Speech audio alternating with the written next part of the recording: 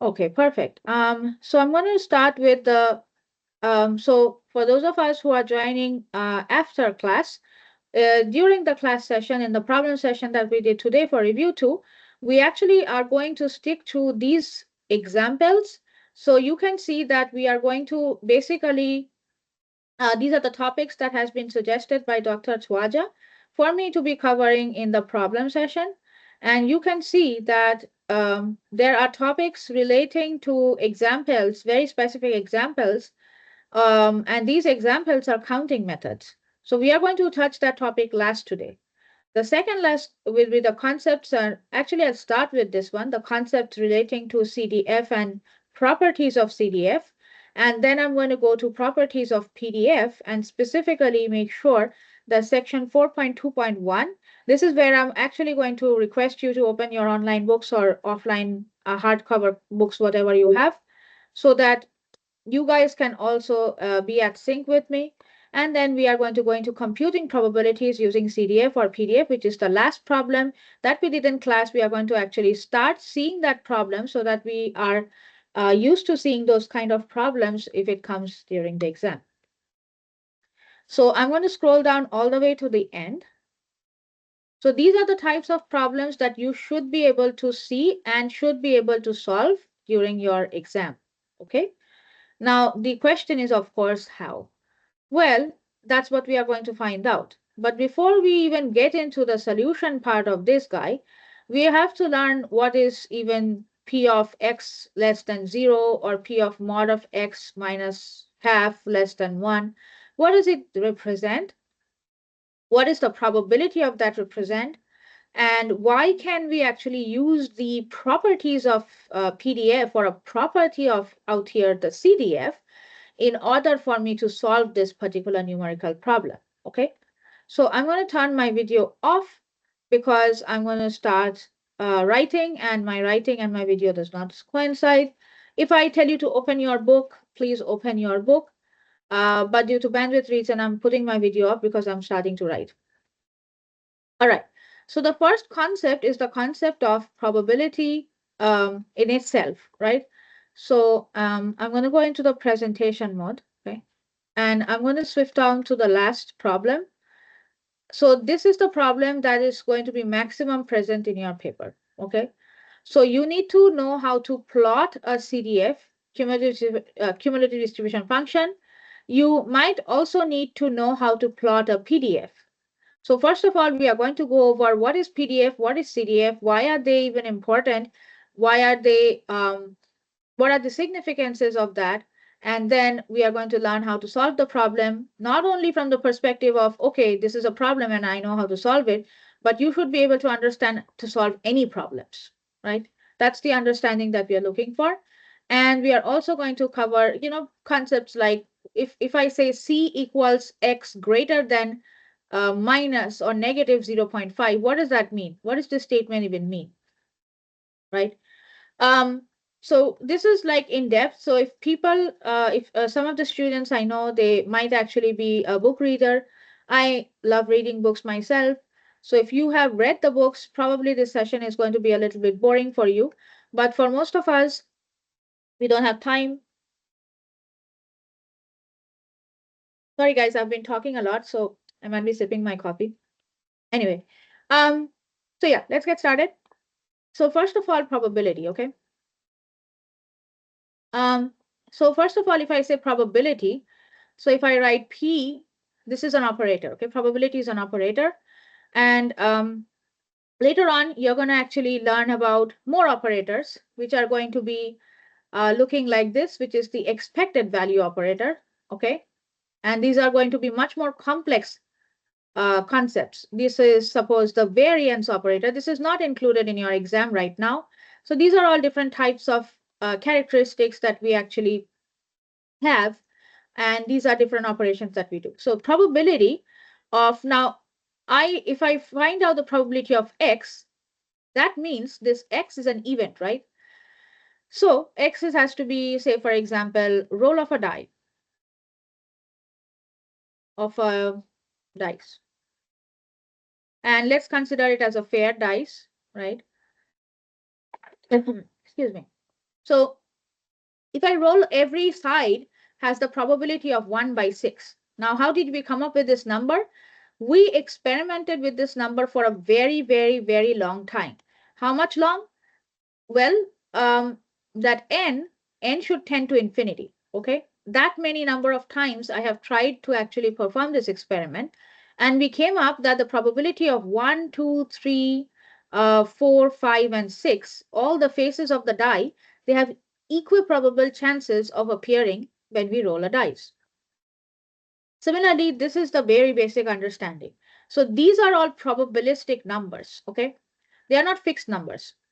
Yes, yes, of course, 1 is 1 by 6, 2 is also 1 by 6. But if you roll it twice, you might see that, oh, I'm getting 1 twice, or maybe you got 6 twice, whatever. You're playing poker, right? You get 3 twice, right? It might happen. So you have to consider performing this experiment for a very long time. So that's the very basic understanding of probability. So from here comes all your axioms and your chapter 1 stuff. So in chapter 2, you need to know two things, okay?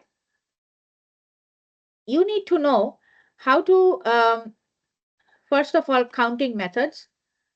So these counting methods will have permutation, so NPR, and combination, NCR. Okay. If you don't use these terms, permutation, combination, that's perfectly fine. If you have five, I don't know, toss, uh, okay, let's put it this way. If you don't understand, or if you don't subscribe to the concepts of, you know, NPR or NCR, it's basically permutation and combination. But so this is permutation. So what is permutation? Well, that's actually arrangement of things with order. So, for example, if I arrange three items, A, B, and C, that's not equal to B, A, and C. Why? Because the order is different, right? So the arrangement of stuff, so not only selection, so you have three blank spaces to fill up. Not only selection matters, so I'm selecting A in three different ways, okay, two different ways, one way different. That's not only selection matters, but the order of the things also matter. So these two orders are not the same. So then comes the permutation. Combination is when the order is not important. So you can select, suppose 9 white balls are there, and I'm selecting one ball from that 9 white balls. That is also going to be a white ball. So what does that have to do with order? I can select any of the white balls. They all look the same. They are all of the same characteristics.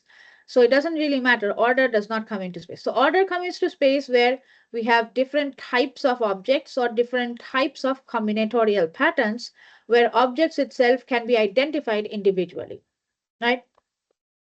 So if you want to do more on that, the slide for that is this, okay? So this slide is, I think I have already uploaded these slides. So if you go down, like I'll have Bayes rule in the very beginning. Again, Bayes rule is also very easy. We are going to talk more about that later. So here is going back, and I have given all your multiplication rules. What is n factorial? And what is the formula for NPR and NCR? Where do we use it? Say, for example, a flutter of horses. There are 7 horses in a race. How many different orders can they finish? So simple questions like that, but they're useful. Sometimes we get confused on concepts, and you can just flip through these slides and just like take 10 or 20 minutes. Whoops. I still have editing from the previous uh, time when I taught it. Never mind. Um, so yeah, stuff like that. So how many different arrangements of words can be there? These are important. They are part of your exam. So then there are like more complicated problems. I would advise you not to go into complicated arrangements like these. But when we actually introduce the first problem set, when if Dr. D teaches, we actually give this problem as one of the problem sets. So these are much more complex, I would say. Not complicated, complex. It takes time to actually work it out. I would say avoid circular arrangement. And then we have combination, where order is not important. So any number or any permutation is perfectly fine for us. So, for example, if you play poker, you probably would know that five cards are dealt, and then if you have what are the possibilities of, say, for example, red has 13 possibilities, and then sorry, I'm so sorry, not red. Oh my gosh, I'm so sorry. Each of these designs have like one of like the spades. If you know how to play poker, you probably also know that there are diamonds, spades, hearts, and clubs. So all of them are 13 each, and 13 fours are 52. Hence the 52 cards. There are 52 divided by 2, that is 20, what? 13 twos are 26, right? Yes. So 26 different types. So black are 26, red is 26. So these are the different possibilities. So just flip through these slides, at your own time, just to get your mind over it. Now, from here, this problem is like we actually just went over the class. We didn't know how to solve it. But then when you read the problem in your mind, you should be like, okay, this might be a problem that I might solve binomially. So hence the binomial solution. And then you read this problem, you might get a little bit confused, but this also actually can be solved binomially. Again, you can solve this by Poissons as well. So then talking about Poissons, Poissons deals with time. We didn't know how to solve the problem, but we know that it deals with time. And then so on and so forth. I have many more problems around that. Okay. So going back to your basic concepts, um, so this is all you need to know, and the permutations and combinations. So you need not use counting methods with NPR and NCR, but you need to know how to count. So if there are four objects, you need to know how to permute amongst each of them, find all the different combinations, and then count how many combinations are there.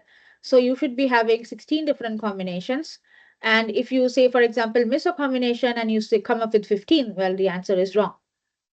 That's why we use formulas like NPR and NCR, which is like mathematically foolproof formulas, right? So that goes on with your counting methods. But we are here to do CDF and PDF. So the very basic definition of CDF is, if you open your book right to the front page, right, one random variable, right? The first concept that is introduced to us is basically the cumulative distribution function of the CDF. So CDF, the definition of CDF itself is that it's a capital X value less than some other value. Okay, I'm going to write V on purpose because every time we write small x or capital X, people actually get confused. Okay, so as you can see that this is a value. Whoops. And this one is a random variable. So a random variable reaches that specific value, is less than equal to, sometimes it might be greater than equal to as well, but our definition of CDF always deals with less than equal to, okay? Less than equal to. So that is the definition in itself. Now, what does it mean to be a CDF? Well, if you have, say, for example, now there are two types of random variables as we have learned in the class. One is a discrete type of random variable where suppose the values might be, whoops, where's my pointer?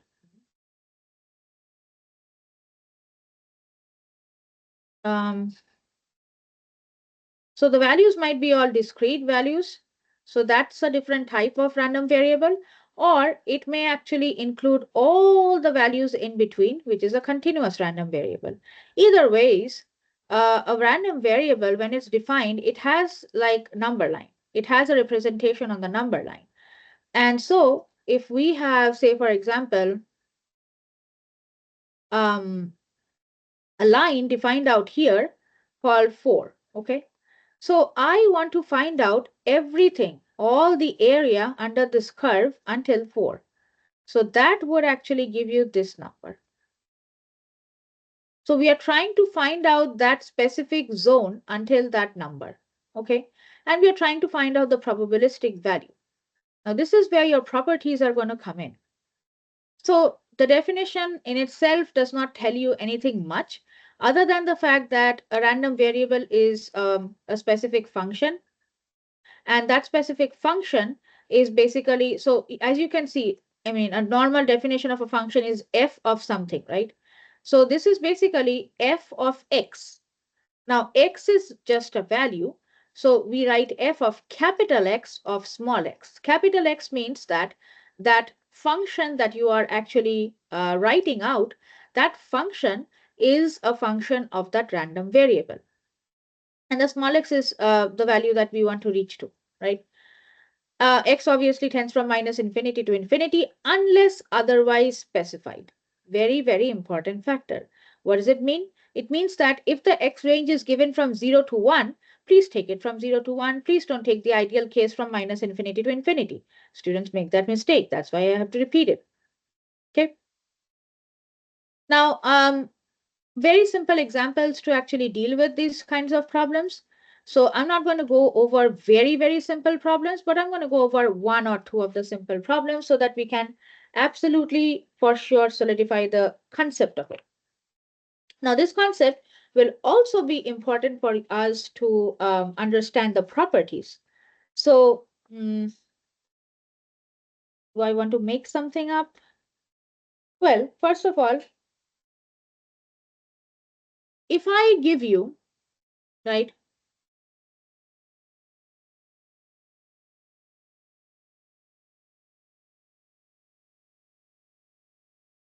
what the? Is somebody pinging me right now? Well, if you actually are going to ping me, I'm not going to be able to see it. All right. So anyway, for this problem, for example, if I give you this guy, so this guy is called a PDF, okay? I'm so sorry, CDF. This is a CDF. How do you know it? Capital F of capital X, small x. If you don't write these kind of notations, you are not going to get points even if your entire problem is correct. Because representation out here does matter. Because representation, if you write small f out here, this is not the definition of small f. Small f is for PDF. PDF is not defined in this way. That is why you have to write capital X, you have to write capital F, and then small x inside the bracket. So in this case, if you have this as a CDF, let me see how we want to actually define this. Okay. So this is a limit, and the limit of this function is basically 2, right? And it starts from -1. So what do you think it will happen if this is a graph, right? Like this is a plot, right? So it's 1/3 of x plus 1 when you're going up a ramp. So this is a ramp. I hope you know this from signal processing, that this is a ramp. So you're walking up the ramp, and when you reach this point 2, you become stagnant, right? So when you differentiate this with respect to x, what happens? Who can tell me? If you differentiate a ramp, what does it become? So the answer is that it becomes um, a unit step function. The unit step function will span from whatever limit has been set out here, that is the first limit, that is your A, into the second limit, that is your B. So what is A and B? Okay. Hmm? Where's my, why do I keep losing my pointer?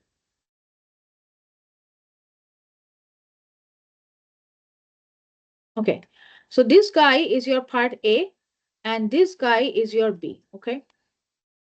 If I hold 2 points like that, if this is the ramp in between, right? This is the ramp in between, right? So that ramp gets converted to a unit step function. So who can define a unit step function? Do you remember this one from your signal processing or continuous and discrete unit step? Anybody? A unit step function is basically, it has the units of A and B, okay? And this has some kind of height as well, okay? The height is defined by 1 over B minus A, okay? So out here, it's 1 over 3, right? And this particular guy starts from -1, it ends at 2, and the height is 1/3. Okay. So this is the CDF. Why are we trying to learn any of this differentiation technique? Is because that's the CDF and this is a PDF.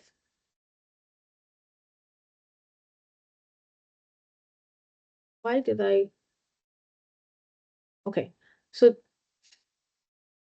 this is very annoying. Okay, so this is the CDF and this is the PDF. So what have we learned from just this example? I didn't even solve the problem. Just this example, what do we know? We know two things. One is that the CDF is defined on either a continuous or a discrete. For a CDF, we have probability of a number, random variable, less than equals some number. Okay. Now, sometimes you will find probability of X greater than a certain number, say greater than X. In that case, we still can use the definition, that is this guy, we still can use it, but what you need to do is we need to subtract 1 from the actual definition, that is X less than equals X. And there is a significance, we already discussed that in class, but we are going to actually, for this sake of understanding it, we are going to go over it again. Say, for example, we are, of course, studying discrete cases out here first, but just for the sake of example, if you have a continuous time domain signal, let's say, for example, this is X domain and this is Y domain, and you have a value out here called T, right? So you are traversing from the left side, you're walking until you stop at T, and you want all of that units that you have walked under, right? Till the point T, right? So now if I say you, so this one is P of, so if I have to define this, it will be P of capital X. Say, for example, we are defining capital X out here, less than equals T. Okay. Which portion of it? From the left-hand side, wherever it started, until the point it is reaching T, this is the definition. Now, what is this part of the definition? That's the entire thing. The entire thing is given by 1. We'll see that a CDF, if you integrate or if you summation or integrate, okay, summation is for discrete and integration is for continuous. So summation or continuous, whichever way you do it, depending on the type of random variable that you have, the sum is always going to be 1. So that's why when you're trying to find out the other half of the entire CDF, you just subtract it from 1 minus P of X less than X. Oops, no space out here. Sorry about that. Didn't know. So we are going to go through the properties to see exactly what property I've used out here. But the greater than part is basically 1 minus P less than X. Okay. Because this guy is P, oh, sorry, T. My bad.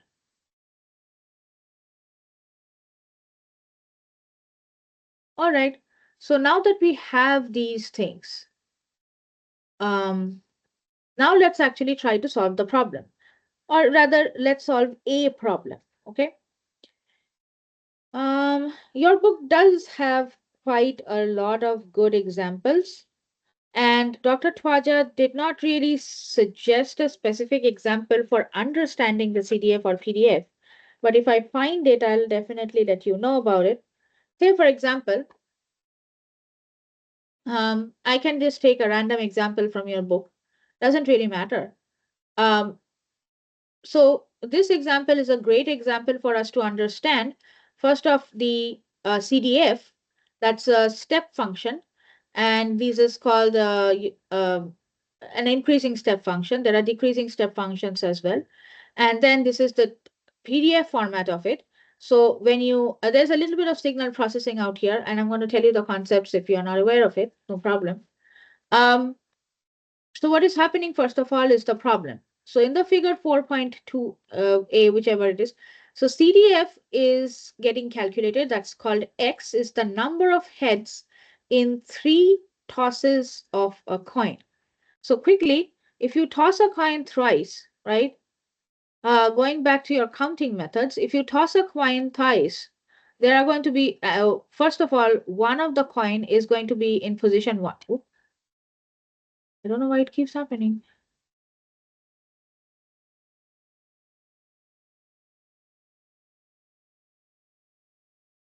Huh.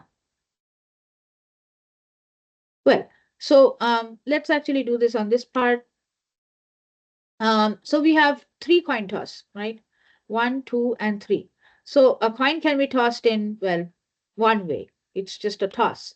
It's either head or tail out of here, head or tail out of here, head or tail out of here, right? All three can be heads. Remember, all of the three can be heads. So don't get surprised in a poker or any other places where you're playing and all three heads come out or all three tails come out or whichever one you're trying to. So coin toss experiments, whichever, whatever you're doing doesn't matter. Because everything has a probability. So here, what we are trying to do is we are trying, for example, to know that there are 3 coins getting tossed. Each of the coin is fair. And we know that X only takes values of 0, 1, 2, and 3. So for understanding that concept, you have to, and again, this might be a little bit boring for people who have already completed this portion. So I would actually advise you to fast forward it. So you might actually have head, head, and head. All 3 positions, you're like super lucky. All 3 positions are filled up with head, right? Now you also might have like there are several combinations. So you have head, head, and then tail, and then head, tail, head, then tail, head, head, then tail, tail, head. So all these different types of combinations are there, right? So what you need to now look at is that with probabilities of 1/8, 3/8, 3/8, 1/8. So first of all, 0 heads means like all are tails, and that can be in only one of the 8 different ways. Why 8?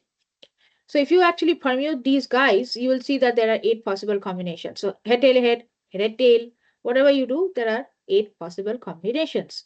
Out of them, only one has no heads. That is all tails. That's only one out of 1/8. What about 1 heads? There will be more than one, so that's 3. What about 2 heads? That's also 3. And what about all 3 are heads? That's also 1/8. Why? Because that's a rare event.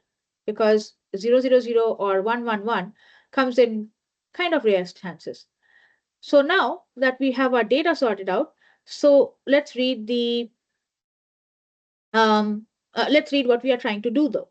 So we have a problem defined. We are trying to actually basically see how we can draw the CDF. Drawing or plotting of the CDF or the PDF is very important for this exam. Okay. You need to know how to draw your whatever CDF you're trying to find out in the question. Now it kind of gives you some kind of clarity. So forget about the delta function. Delta is like, so P of 0. So if you have understood how the P of 0 has come to 1/8, you're good. Don't need to, learn all these other things, whatever is there. Again, P of 1, that means fx of 1, what does it mean? Or P of x less than 1, what does it mean? So remember in class we said x is less than 1. That means x is less than 1 means P is 0. P of 0 we are trying to find. But here it's x less than equal to 1, which means 0 or 1. So 0 possibility is 1/8. One possibility of head is 3/8. And remember how we actually formed the word or. Or means and. I'm so sorry. Or means addition. And means multiplication, right? So when you add these 2 terms, you get the f of x of 1. Similarly, f of x of 1 plus delta, you can generalize it and then put some values on it. So the main part that we need to understand is that if this problem comes out, you have to put that from words into problems. That's going to be the problem. Not that you don't understand that this is a CDF PDF problem. You're going to ask me in the exam center, oh yeah, how can you show me how to start this problem? Because that is the most difficult step. Now, once you reach to this stage that you have f of x of 1, the I think they're generalizing formats anyway. So this is not important that much. Okay. What is important, however, is the plots. Both of these plots are very important for the exam. Okay. So you start plotting. You're like, okay, great. I have fx of 1. I have fx of 2, and then, so on and so forth. So if you plot them, you will see that they are increasing step function kind of personality. So now, um, that's good, that's great. But from this mere equation, how do we get the unit step, right? From this mere equation that is there, that is 0 or 1 heads, the possibility of that is half. We already know that, right? So what is going to be important for us is to understand what CDF is doing here for us. CDF is saying, okay, I'm continuous from 0 to 1. Whenever I get the value 1, I jump to the next phase and I remain continuous from 0 to 2. Whenever I get a 2, I jump to the next phase and remain constant. Again, jump to the next phase, remain constant. So what is happening is that it's accumulating somehow something that it carry forwards to the next round. Okay. So that is why it's called cumulative function, right? Now, out here, well, I mean, we do have 1 by 8 amount of 0 heads. So when there is no heads, we have 1 by 8. And then the next one, f of 1. So what is the function trying to define? What is this fx of 1? What does it mean, right? So what does it mean exactly is, first of all, um, the resulting CDF is a non-decreasing staircase function, which is great. But what are we trying to calculate though? What is the end agenda? End agenda of fx of x is that there are number of heads in a fair coin toss, and you have to point or draw the CDF of that. So 3 coin toss, draw the CDF of the 3 coin tosses. So coin toss 0 to 1 head, 1 to 2 heads, 2 to 3 heads. You cannot have half a head, right? You cannot have 1 tail and half a head. No, you cannot have that. You have to have either 1 tail, 2 heads, 1 head, 2 tails. So these are all the possible combination. You cannot have half of anything. That is why there's a jump. There's a jump. That whole value needs to get attained in order for the experiment to continue. Now, if you have had an initial, just a very basic initial understanding of calculus, what you would do is that if you have a unit step function, if you differentiate that, so I'll repeat it, the differentiation of a CDF is called a PDF. Mathematically, there is no other definition that will satisfy this definition better. Differentiation of CDF will give you PDF. Now, values might or might not change, and that depends. That really depends. But so how do you start differentiating? Like you just take this point and then integrate and different. So what do? So you have to know that it's a unit step function. Each of these functions, if I can draw them in a histogram, this is going to be a unit step, unit step, unit step, unit step. It's a upward bound or non-decreasing unit step function.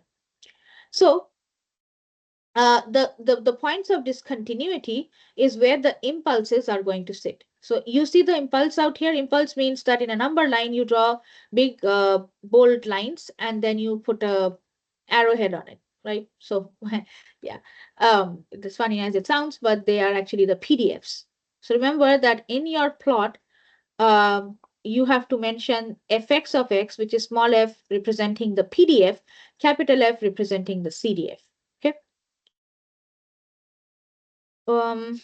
So now for this problem, say for example, the first problem that we saw in the class, where I said that, well, it's not that important to solve it unless we know what we are doing. So for this case, where um, so some discrete event is going on.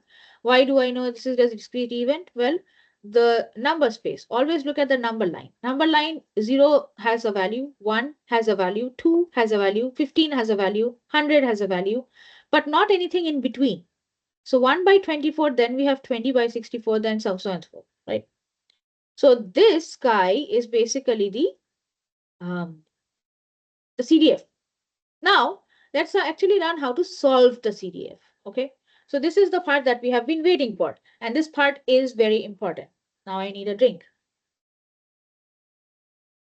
Now, if you have understood P, that is the probability, capital X, which is a random variable, what we are trying to do out here is to point out this random variable is 0. Okay, so X 0, right? What is the probability for X, that is the random variable, to be 0? Is that clear? How many of you have doubts in that understanding in itself? I'll repeat it 100 times, but remember, this is the very basic concept. Probability that the random variable will take the value of 1. Probability that the random variable will take the value of 2, so on and so forth. So 0, 1, and 2 are the possibilities that we have out here. We have no more possibilities beyond that. Um, some experiment has some kind of data. Okay, we are bound by 0, 1, and 2, right? So this is not the value basically at x equals to 0. This is the probabilistic value when x is 0 or when x is 1.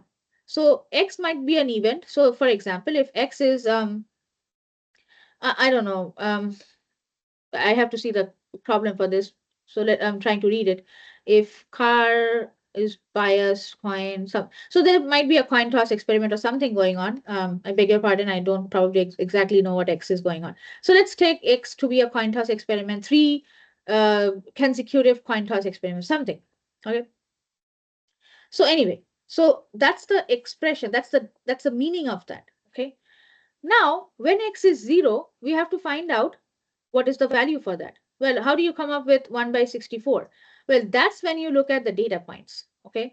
So for that, oh, apparently you can go back. Never mind. Hmm. What the?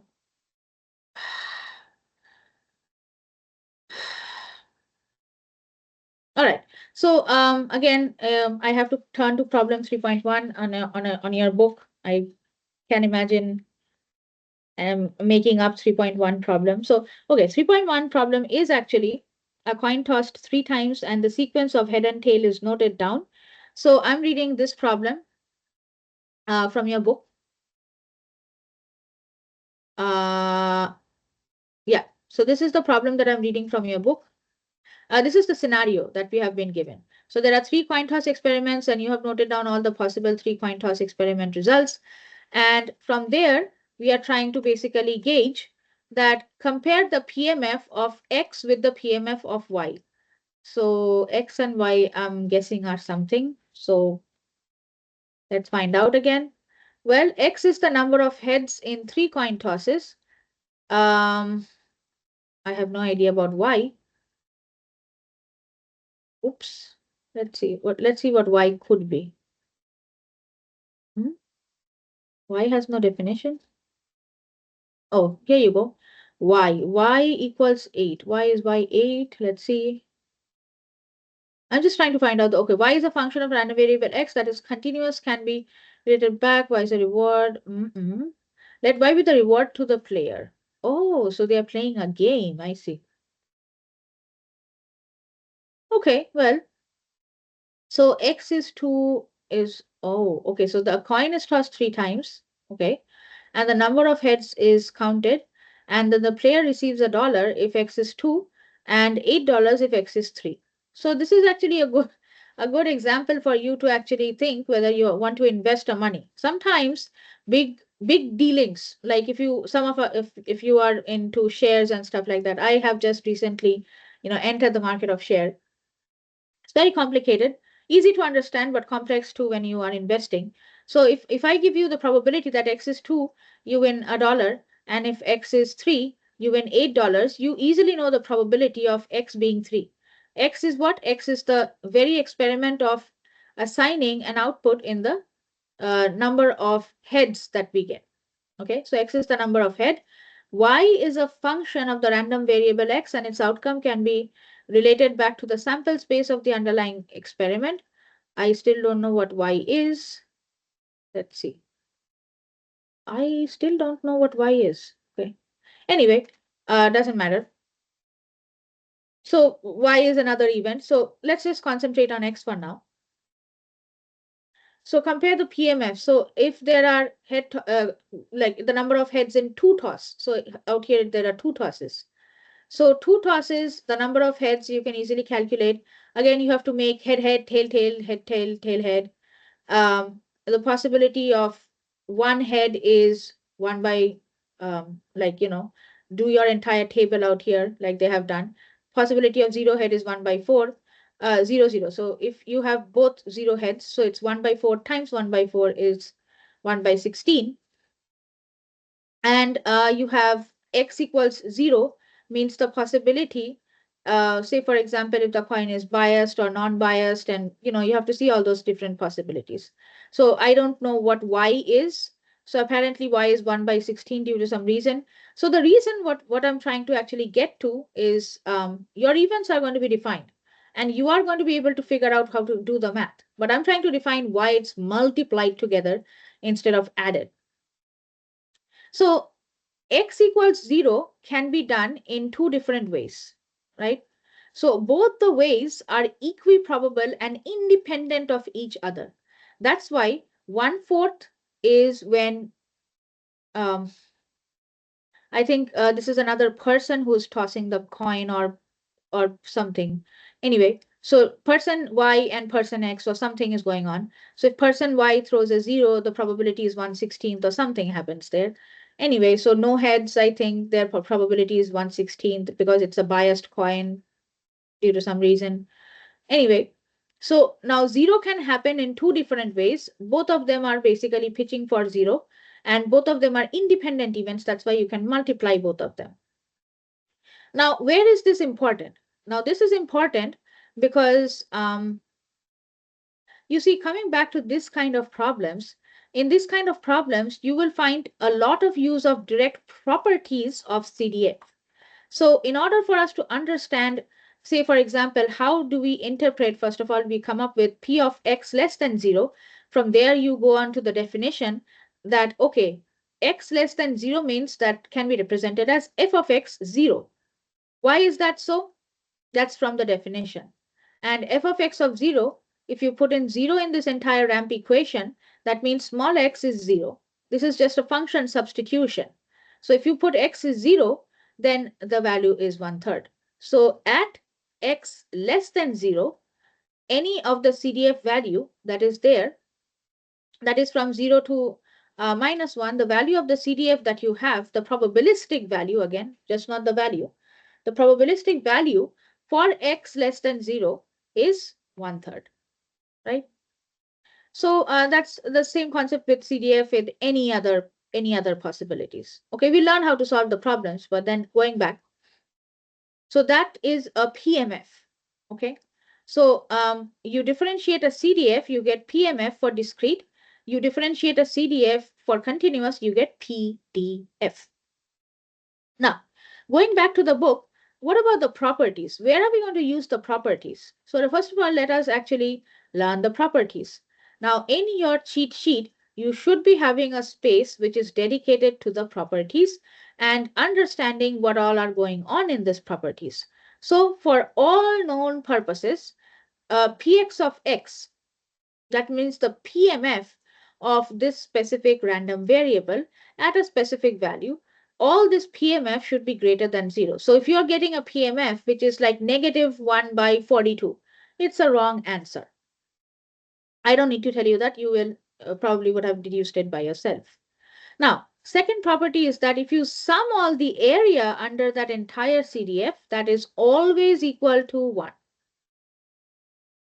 Because all the probabilistic values under that curve that you have, under that graph that you have, all the probabilistic values are going to add up to 1. So under this graph that you have, all the probabilistic value will add up to 1. That's why your CDF is always 1. Not greater than 1, not less than 1. It's always, if you sum up the entire thing. Now, Apart from that, we also go and do the characteristics of, let's see, where are the other ones? This one is not that important, I would say, but we certainly had other properties. I'm pretty sure. Huh. Anyway, so the point now is that expected value, probably y'all will get this the next exam, but let me actually see. Let me swerve to your book. Yeah, these are the three properties I guess we need to know for your PDF. I'm so sorry, for your CDF. Now, some of these properties are going to be useful for finding out certain values. Now, these type of problems you have not done in the class, probably. Probably, I'm just saying probably. So we are going to do one type of problem like that. I'm trying to actually find a good problem. Hmm, yeah, CDF, PDF is quite common, but CDF, hmm. Actually, let me go into one random variable real quick. Okay, all right, there you are. So fx of x always lies between 0 and 1. Again, this is a probabilistic value. So ff of x, I mean, this is CDF and PDF in one random variable. It doesn't matter if it's labeled as one random variable or two random variables. It's the same thing. Whatever you are seeing in chapter 3, this is the same thing in chapter 4, but this is in continuous domain rather than discrete domain. Okay. So same thing, properties remain the same. It's just that the continuous is represented by integration and the discrete is represented by summation, right? So just to let you know, again, something food for thought kind of thing. Um, so whenever you differentiate between discrete and continuous,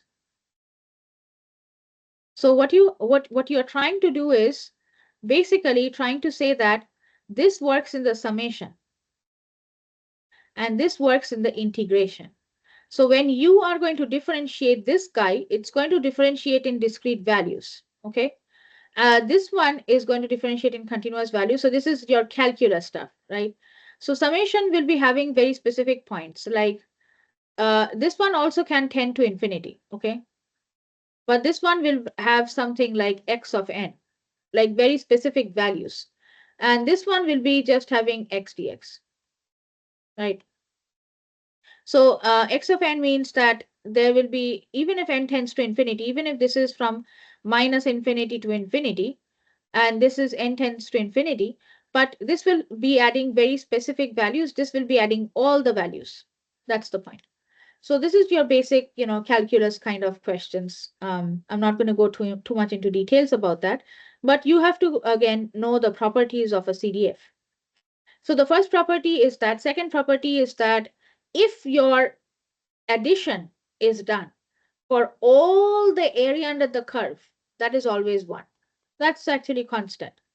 Now, if you run towards the negative infinity, however, the entire area under the curve will be tending towards 0. So always remember that this is a non-decreasing function. That means you are supposed to walk from the left side down to the right side, and it keeps on increasing until it reaches the value of 1. Now, the other properties are also important, especially the property number 6. The property number 6 states that if you have values like for example, how we solved this guy. So if I am having this as CDF and if I get this as PDF, where did my lower limits come from, right? So the lower limits came from something called as a property. So if I define fx of x, whoops, that's not the definition, fx of x in such a way where fx of x lies, so the capital X, so the capital X lies between some interval, right? So capital X lies between, say, for example, an interval like this, right? Then we can separate out the CDFs saying that this is just like fx of b minus fx of a. So those individual point subtraction will give us the PDF. I'm so sorry, CDF of that. One second, let me write it out. A CDF of that entire um, probabilistic value that we are trying to find out. So this is the probability. Remember, this is probability of, so this is again probability of X lying between A and B. That probability is given by substituting that point B into your cumulative distribution function, and then point A also in cumulative distribution function, right? And then if X equals B means whatever value is at that point, subtracted that point in itself. And if it is greater than, then you just subtract 1 minus, because 1 is the entire addition of it. So you flip it and just take the other area, like we discussed in the class. So now coming back to this problem. Now this problem, you see, they have certain things going on. So one problem is that we have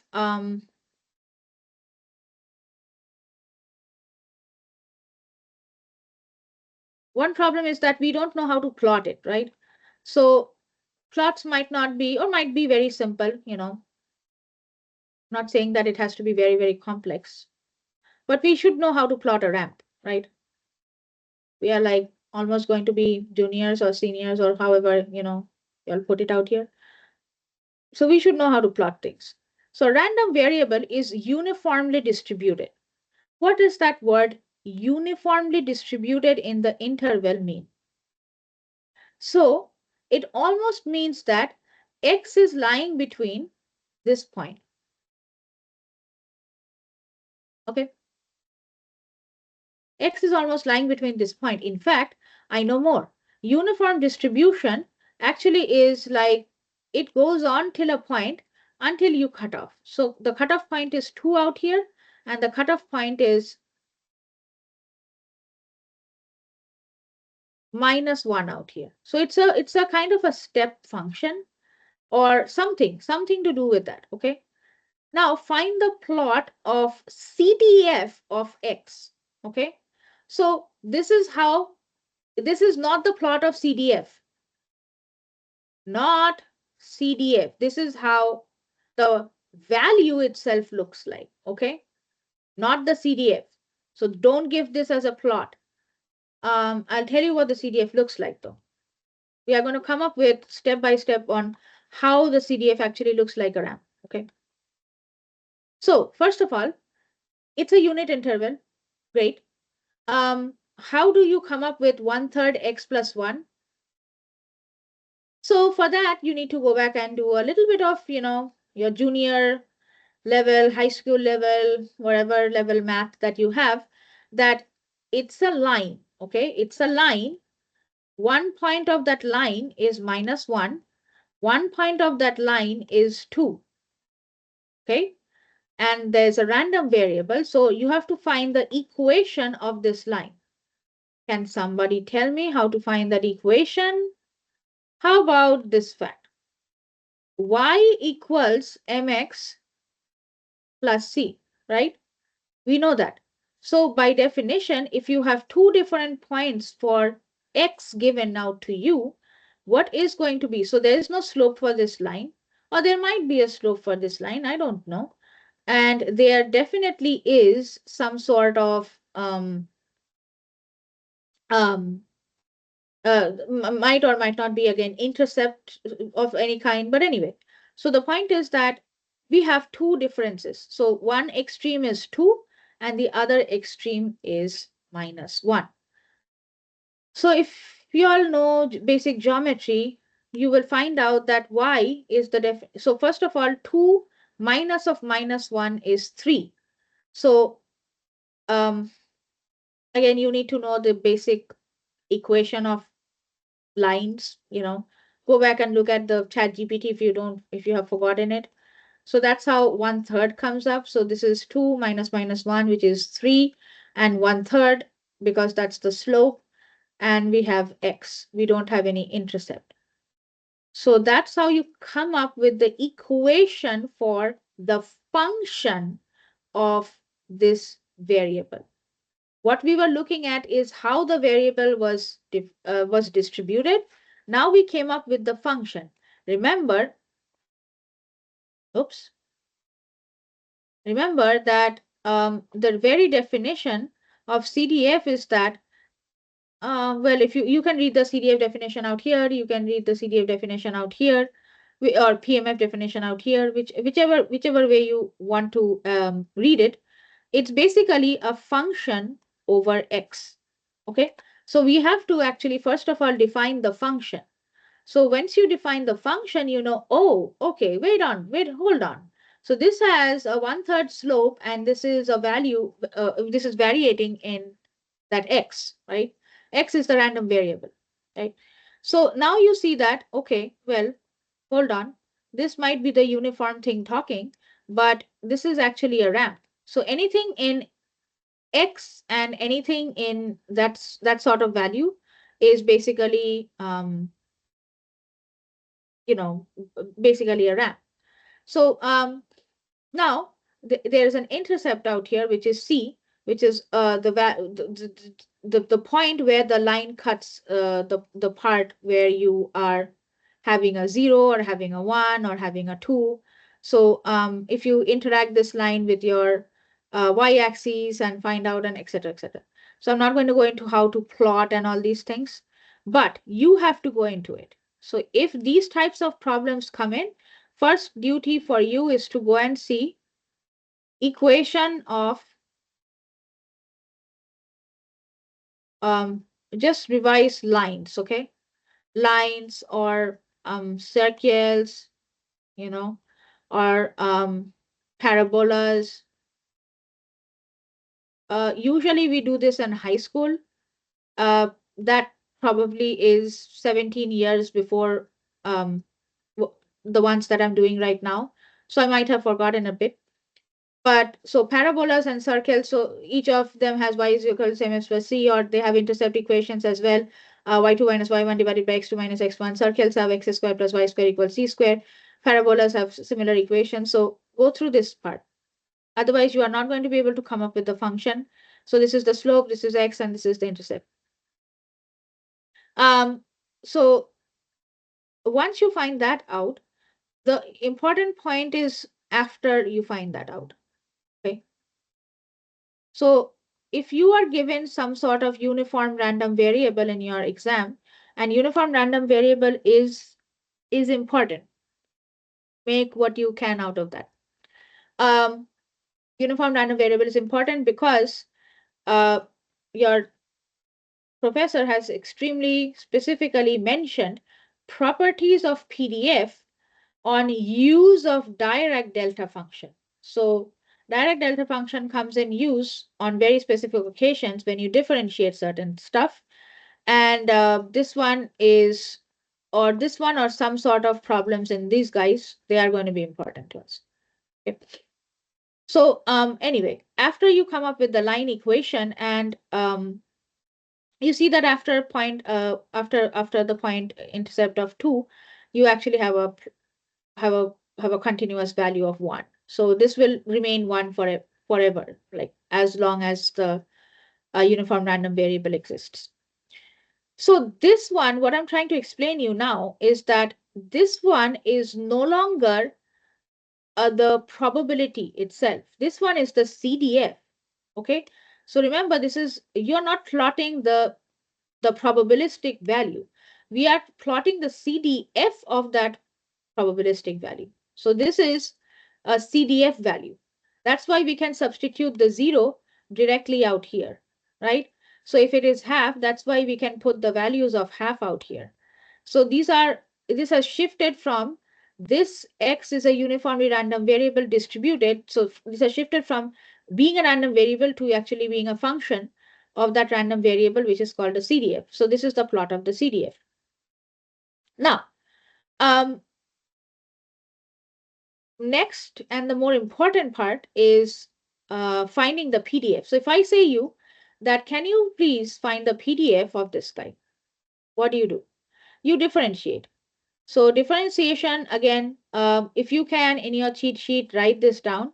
Differentiation of a ramp is unit step, right?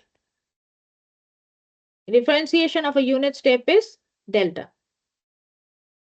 So this is very basic signal processing again. Not even signal processing, this is very basic math, I guess.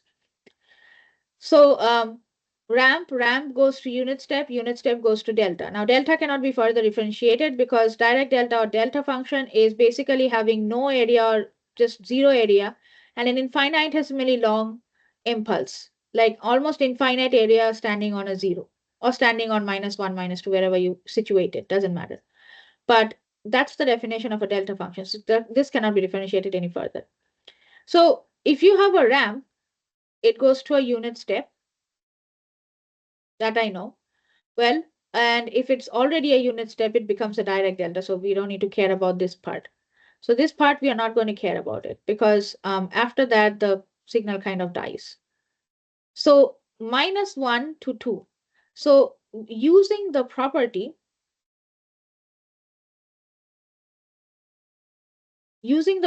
again, we are going to turn to properties a lot more. Rather show you the properties of this guy. So using the properties of, so out here, like if you actually read the book, you'll have unit step functions out here. So unit step function, again, unit step functions always differentiate out to delta functions. Okay. So again, in the slides, we have mentioned that your professor wants you to go through 4.2.1, and 4.2.1 is problems like uniform random variable, unit interval, stuff like that. So this kind of function differentiating out to a unit step function, these kind of values or these kind of differentiation, you should be able to solve them. Okay. All right. So again, remember a ramp will differentiate out to and why does it differentiate out? We'll talk about it later. But if you differentiate this guy, capital Fx of x, you get small fx of x. So you get from cumulative, you go into your probabilistic density function or probability density function. Yeah. Anyway, so back to your problem.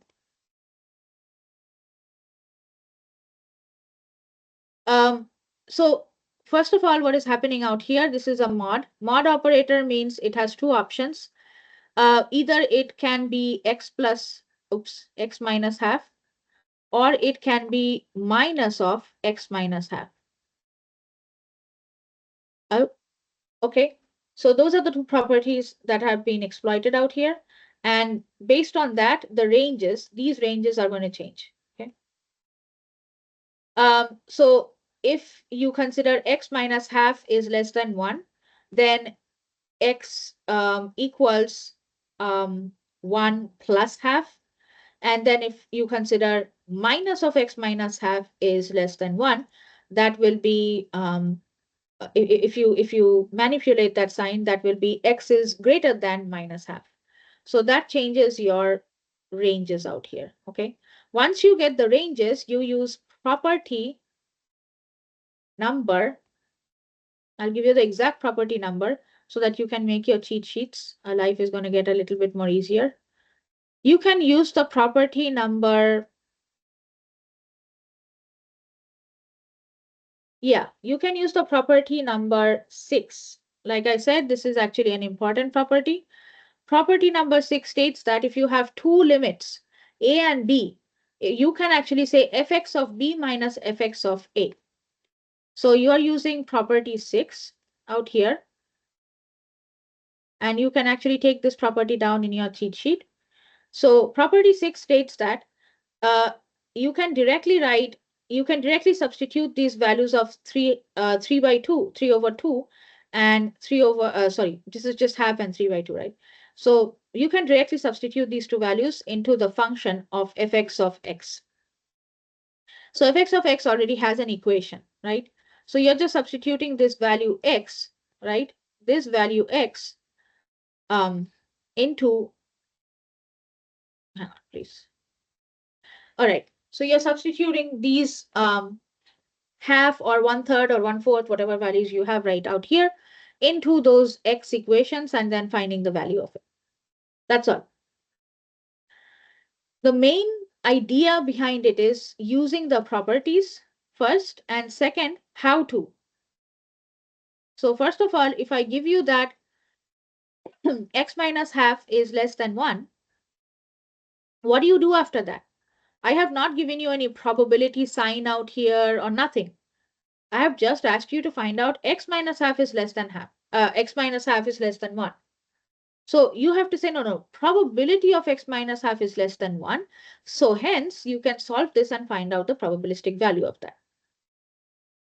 Again, if x is greater than minus half, so you can always convert that to 1 minus x of less than minus half. And again, x is minus half, so just substitute minus half into the equation directly. So, don't forget to subtract that from minus 1, and boom, your answer is out here.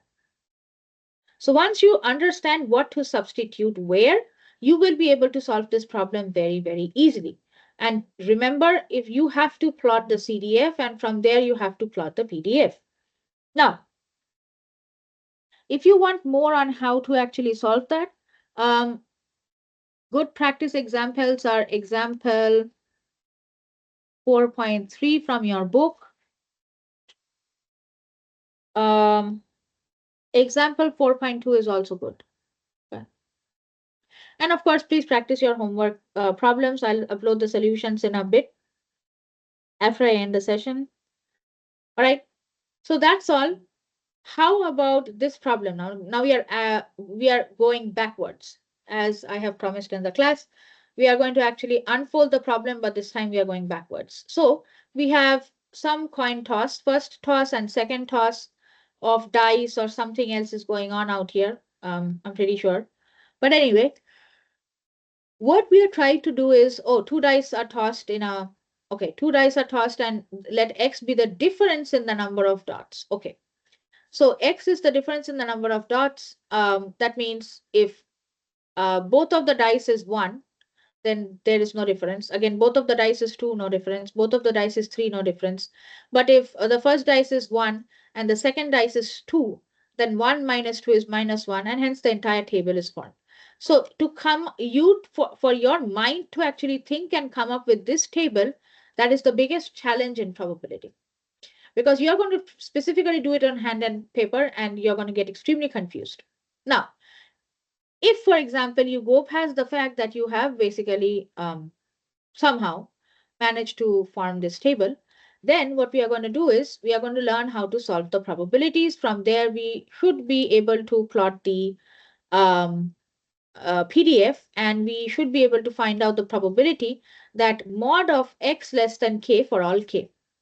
Now, what does that mean? We'll see later, but we should be able to solve these problems just from what we have. Okay. How do you do that?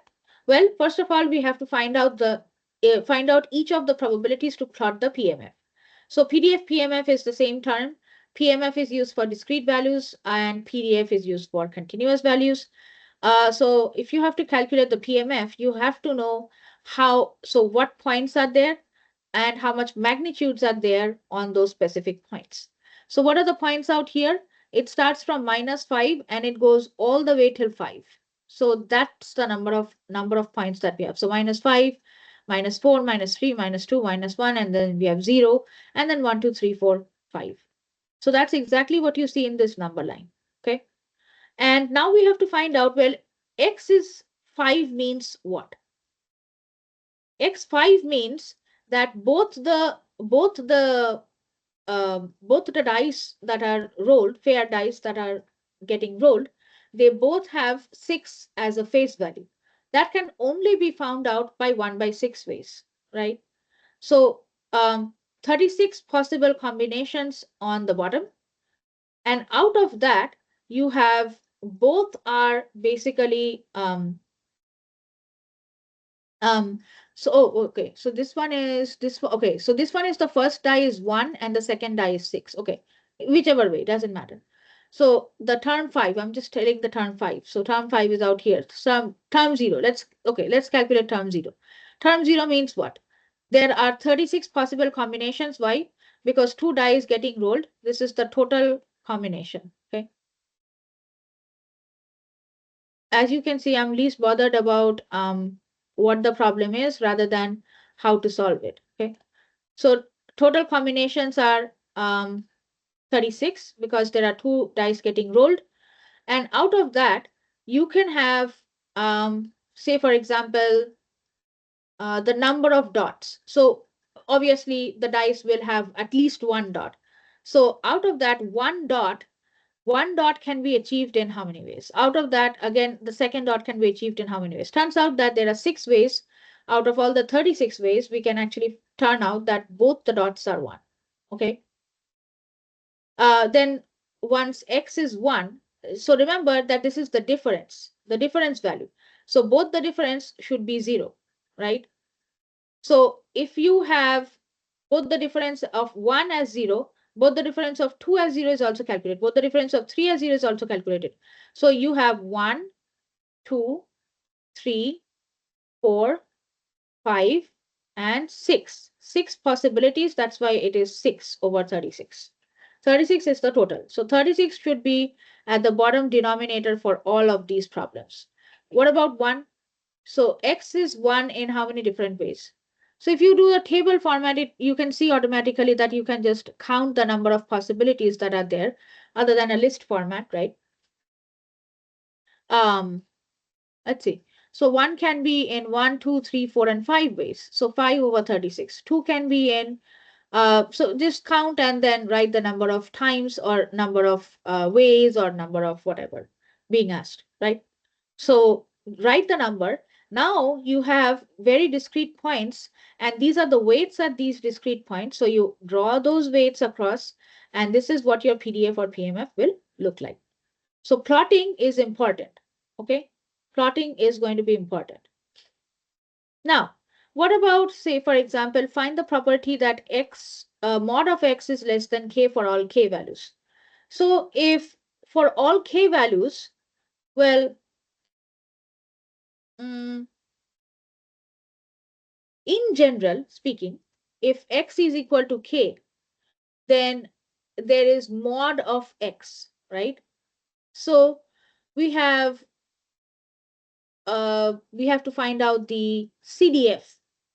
Remember, we already have the p of x equals 0, 1, 2, 3, and 4.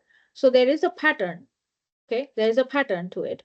Now, remember that x is the difference in the number of dots, not the dots in itself.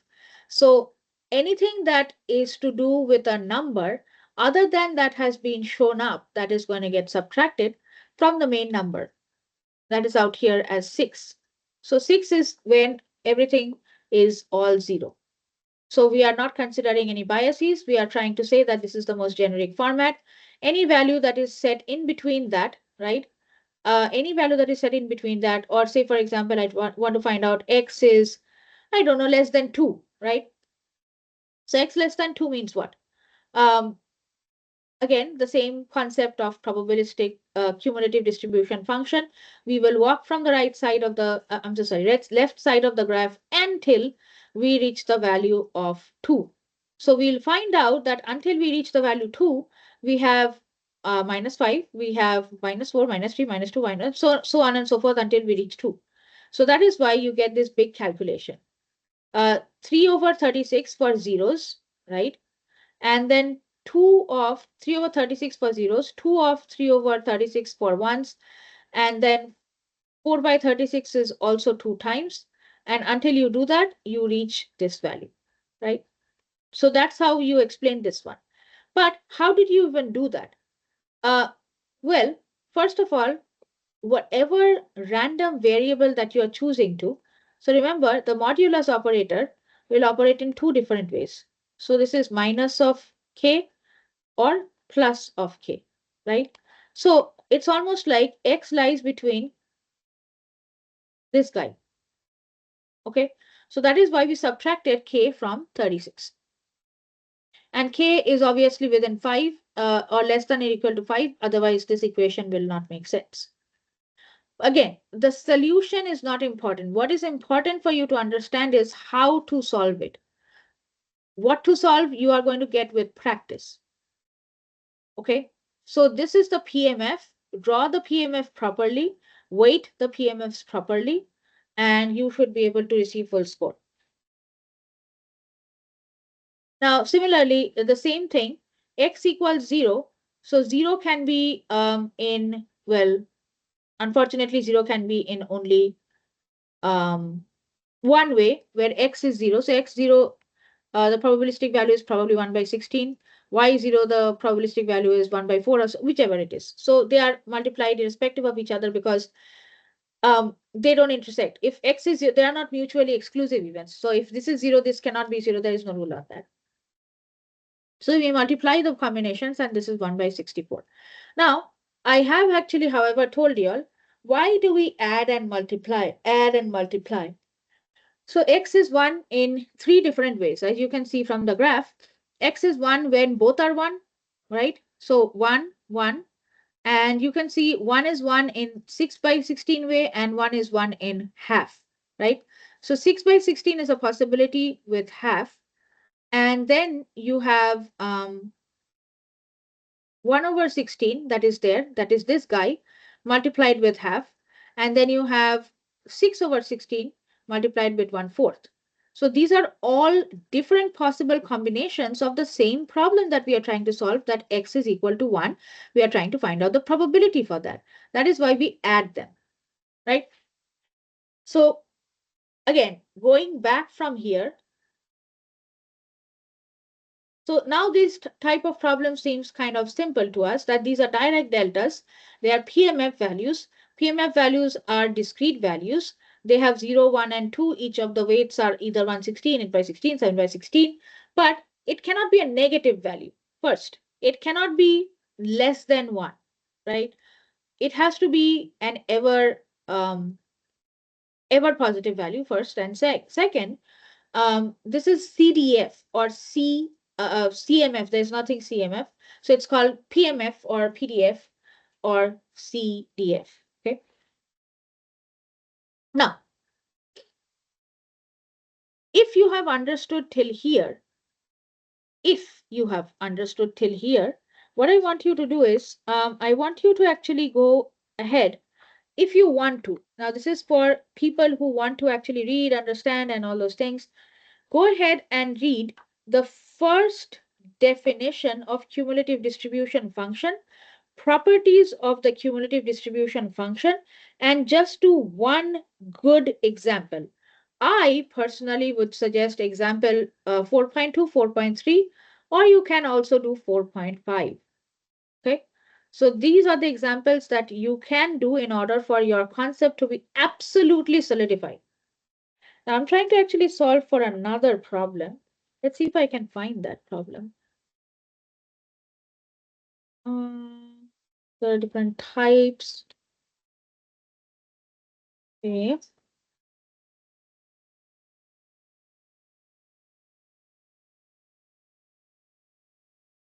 Hmm. Because your professor has asked you one specific problem that I want you all to cover, which is properties we have just covered right now. We haven't gone to PDF, remember, but that's on purpose. But computing probabilities using CDF and or PDF. So this computing part, that is what is kind of throwing me off a bit, because this was basically the last problem in your problem set. And this is not how you're supposed, I mean, this is how you're supposed to find out, but computing is a little bit different. So I'm trying to actually um, find a problem for that, and if I can solve it. So give me some time to actually go through my book. Discrete random variables with probability mass. Well, huh, it's kind of not there. Let me see if you have it in discrete, in continuous.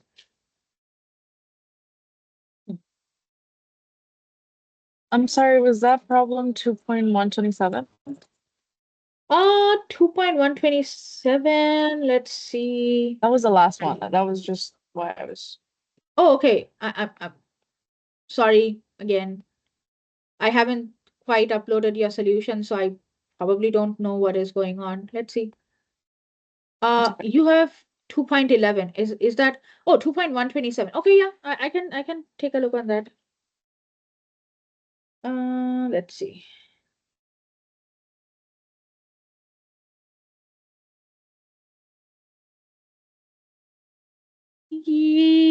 Okay, so 2.127, in order for the circuit board to work, 7 identical chips must be working in order.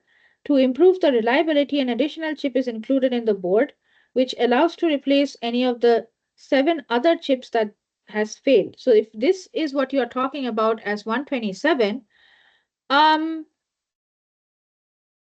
you might not solve that problem in in cumulative fashion. I mean, you can if you want to, sure.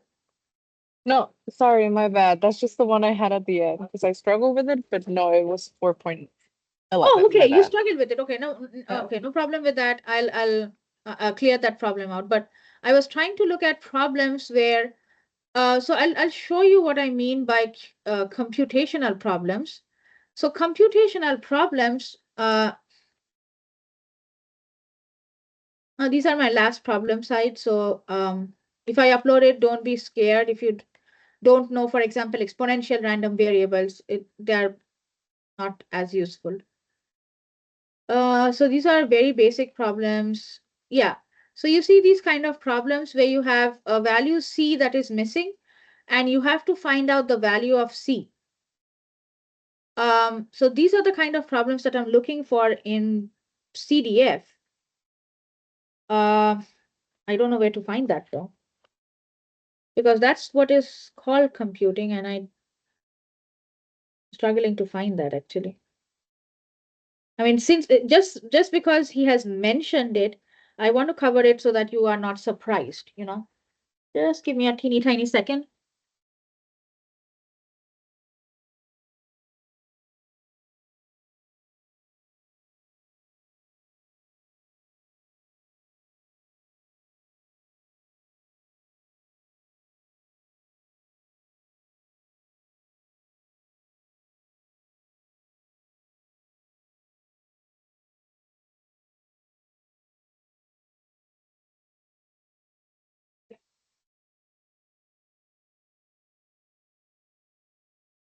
See, actually, it's not bad if I actually introduce you all to this. Let's see.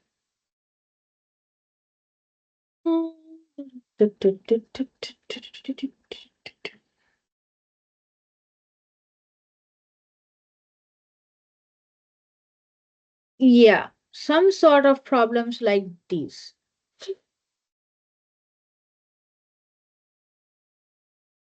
You see how, like,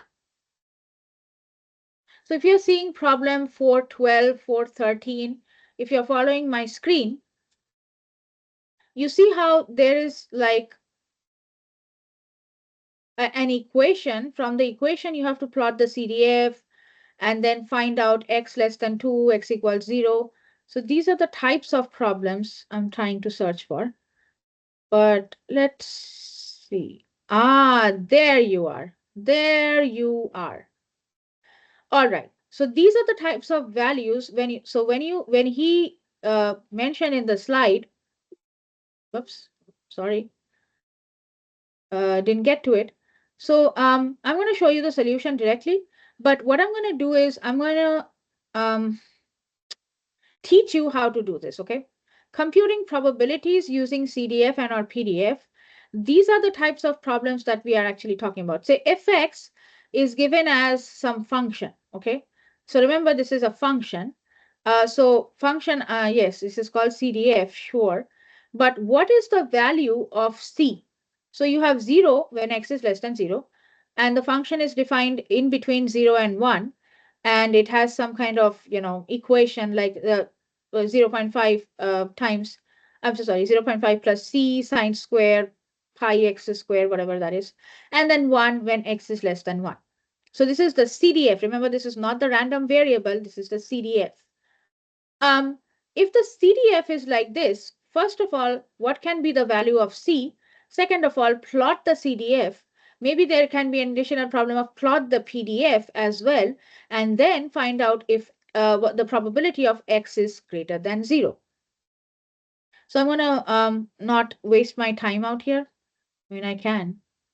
I don't feel like. So you have not done any problems as such. I don't see any problems from chapter 4 other than 2 and 11, which does not consider these types of problems. So your problem number 11 would only deal with using uniformly random variable distribution. But computational problems actually look like this, assuming that you have to find out the value of C. You know what I mean? So we are going to learn one problem like that because just because he has mentioned it, okay? And we are going to see how we can use the properties, or I'm just going to teach you. So problem number 16 and 17 it's something brand new, okay? Um, so I'm going to try and teach you, okay? Bear with me, okay?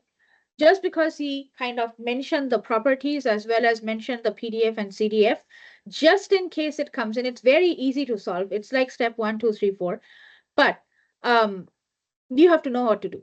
Otherwise, you'll be lost. Yeah.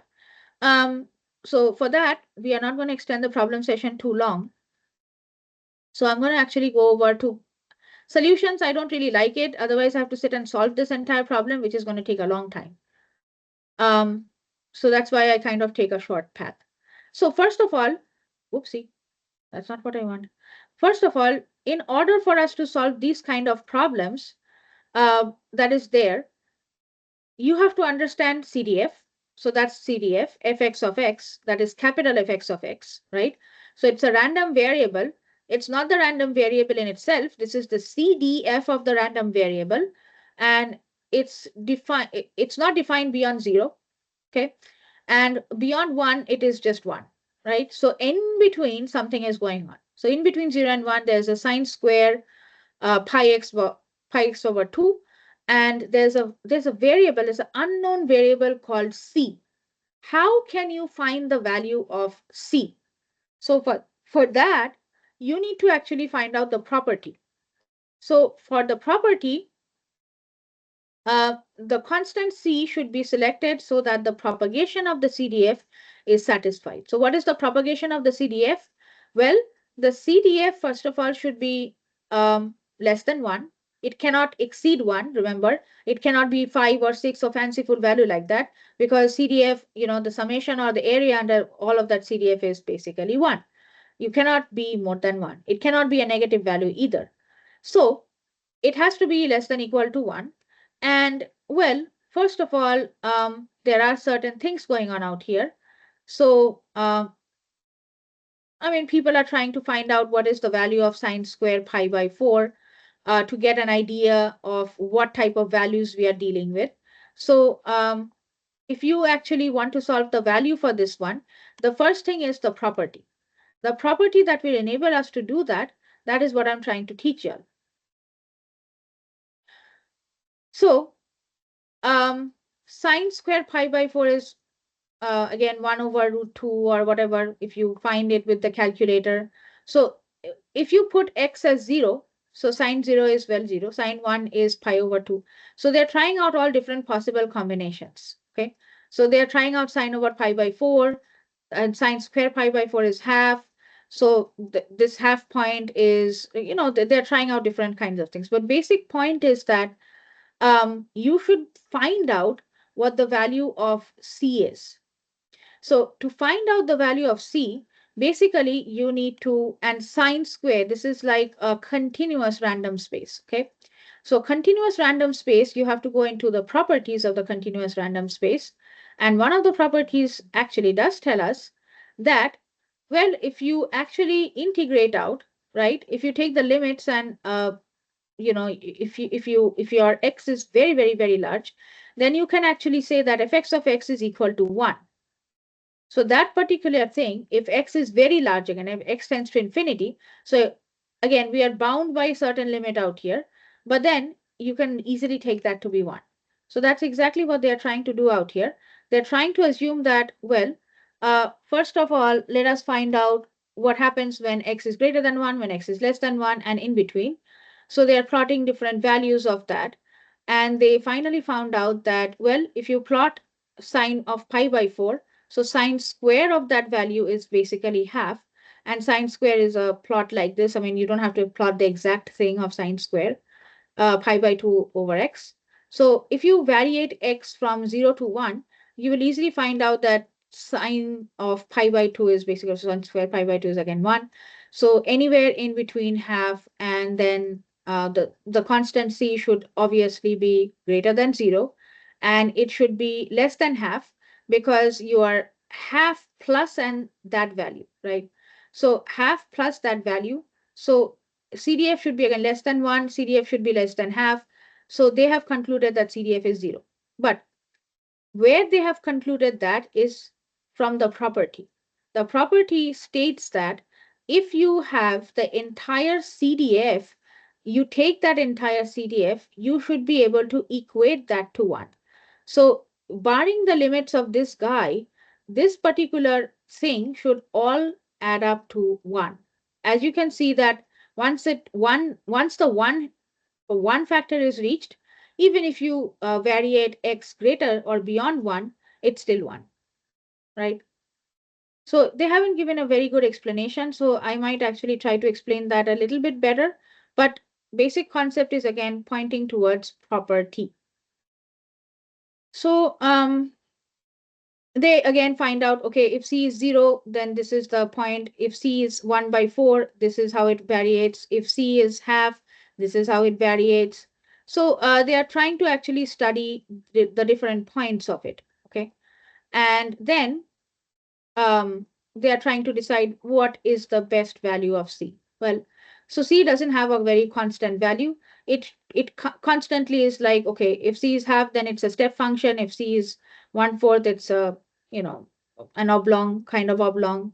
And if c is that, then what about the p values, right? So it's a trial and error. There is no one value for it.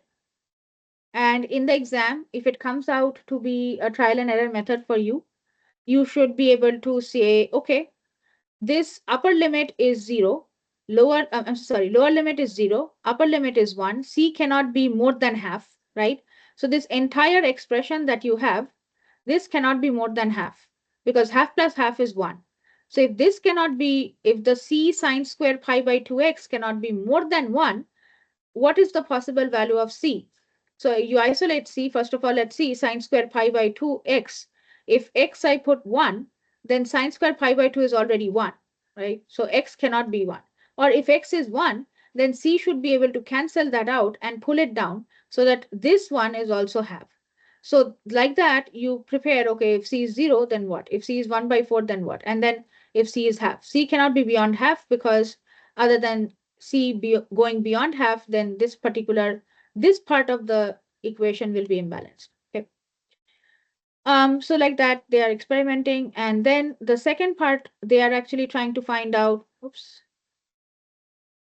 Again, I'm trying to teach you all the ways in which you can basically tackle problems if they come in. I don't know what is going to be the paper. So find the values that C can assume. So it's clearly written that it can assume. So how do you solve that problem? First of all, first property you should know is that this value can never be exceeding 1. Okay. So this entire value can never be exceeding 1. If half is already out here, this particular entire thing should be half.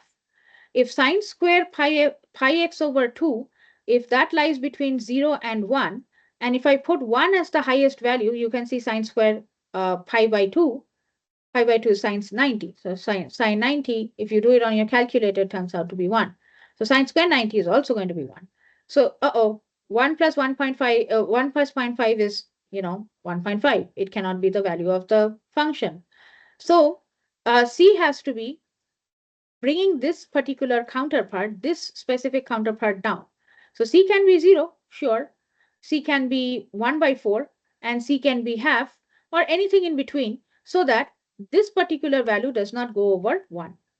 Or sorry, this particular value does not go over half. Otherwise, this particular value will go over 1, and that's not good. So again, C can assume a lot of values. Now, the more important point is plot the CDF. So plot, it depends on the value of C. If C is 0, then this is just a step function, right? So it's a step function for every 0 to 1. So 0 to 1 every time, they're just going to step it up. So that's why they have just stepped it up from 0 to 1, again from 1. So 0 to 1, it's just half. And again, from half, again from another, when it reaches 1, it kind of jumps up and stays at 1, if C is 0. What about C 1/4?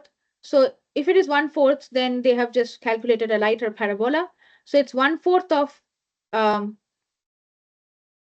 1/4 of half plus C sine square pi over 2x.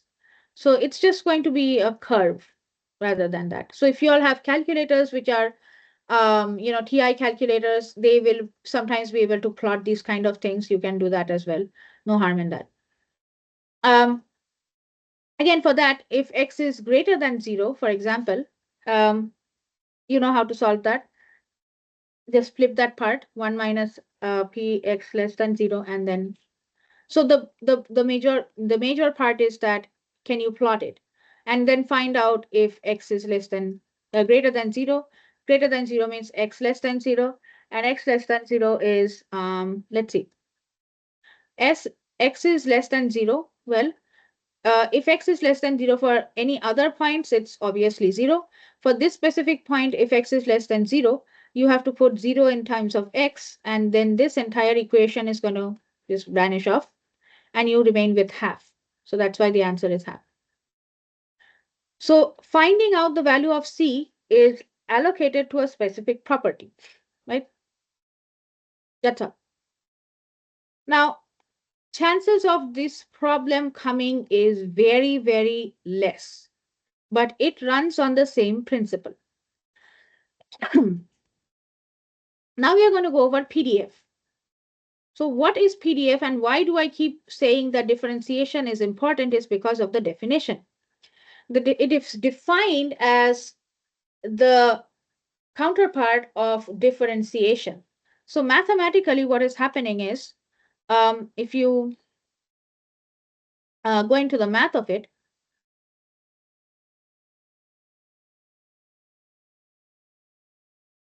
so if you go into the math of it, oh, well, does not let me draw. So this is your curve, okay? I'm deliberately going to draw Gaussian because Gaussian is my favorite. So say it's a zero mean, standard deviation, 1 kind of Gaussian, okay? Doesn't have to be. Now, what it means to actually be like, okay, let's draw a line out here. Let's call this X. And we have this PDF um, till the value. So if I say small p, okay, now I'm using small p capital X of small x, okay, that is differentiation of, okay, capital P, or actually let's represent it by its um, own things, just so that we don't confuse you.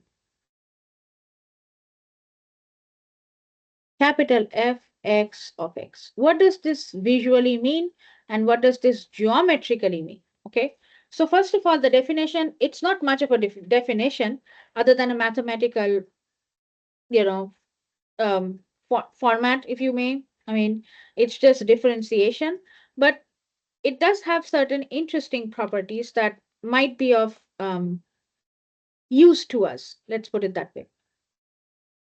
Now, um, if you have to visualize this, you have to understand a little bit of calculus.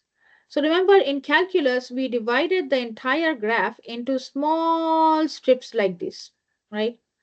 I cannot draw because I am terrible at drawing with mouse, but uh, like these are the small strips and they added up to this value, right?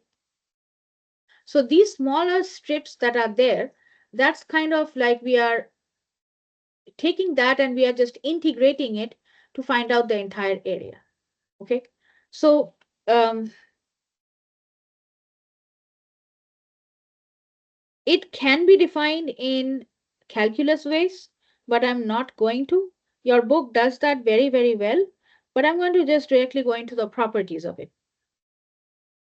So similarly, similar to PDF, I mean, the CDF properties will still be associated with a PDF, right? Because CDF differentiation of the CDF gives you the PDF. And why do we need CDF or PDF? First of all, let's talk about why do we need PDF.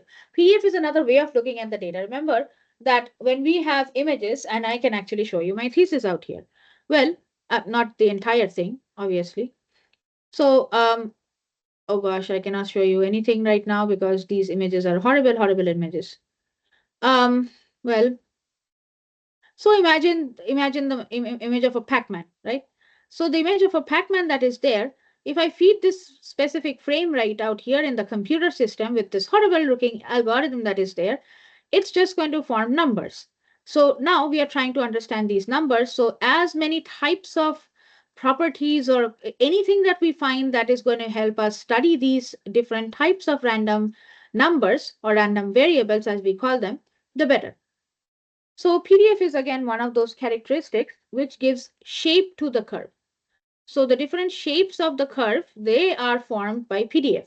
So that is why in your book, in your tables especially, you will find that they're defined as, say, for example, binomial is defined as, okay, p raised to k and then 1 minus p raised to n minus k, right? They are different types, right? And they are all PDF. What these PDFs are trying to do, trying to actually tell us is that what type of look do we have to this specific type of random variable. And once you kind of integrate out very small strips of that until a certain point, you get the CDF. So the first property is, again, I'm going to read this from the book just for the sake of time. Um, oops. So the first property of that is it has to be obviously greater than 0 because CDF is greater than 0. So PDF obviously is greater than 0. Same thing, A and B, instead of differentiating, we are integrating out. So this is the definition of a CDF. Remember that CDF, we actually use this property of the CDF in trying to solve this problem. Remember? Uh-oh, that's not what we are trying to get to. Remember when we had these upper limits and lower limits, I told you to use property number 6, and the property number 6 stated that we can directly actually substitute these values of half and 3 over 2 into directly the equation. So similarly, what we are going to do now is that from there we are going to be like, okay, I have the PDF with us, fx of x.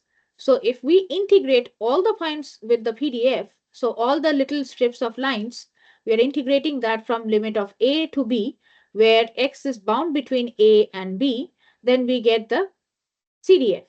So P of A less than X less than B is the CDF, and we are adding or integrating the PDF. So similarly, obviously, if you have to find out fx of t dt or fx of x dx, doesn't matter, from minus infinity to a point called x, very, very important property. People miss this out a lot.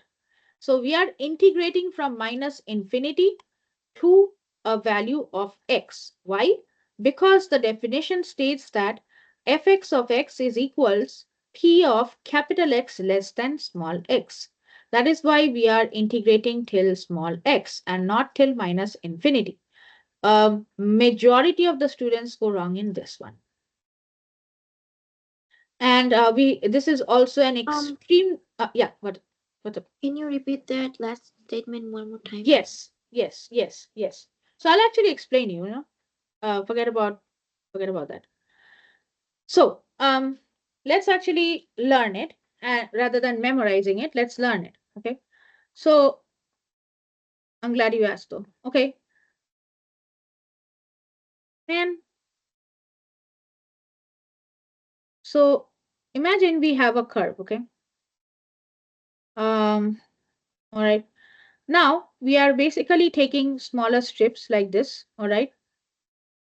And we are taking it from minus infinity all the way down till here. Okay. And this is the value called x. Okay. What have we plotted?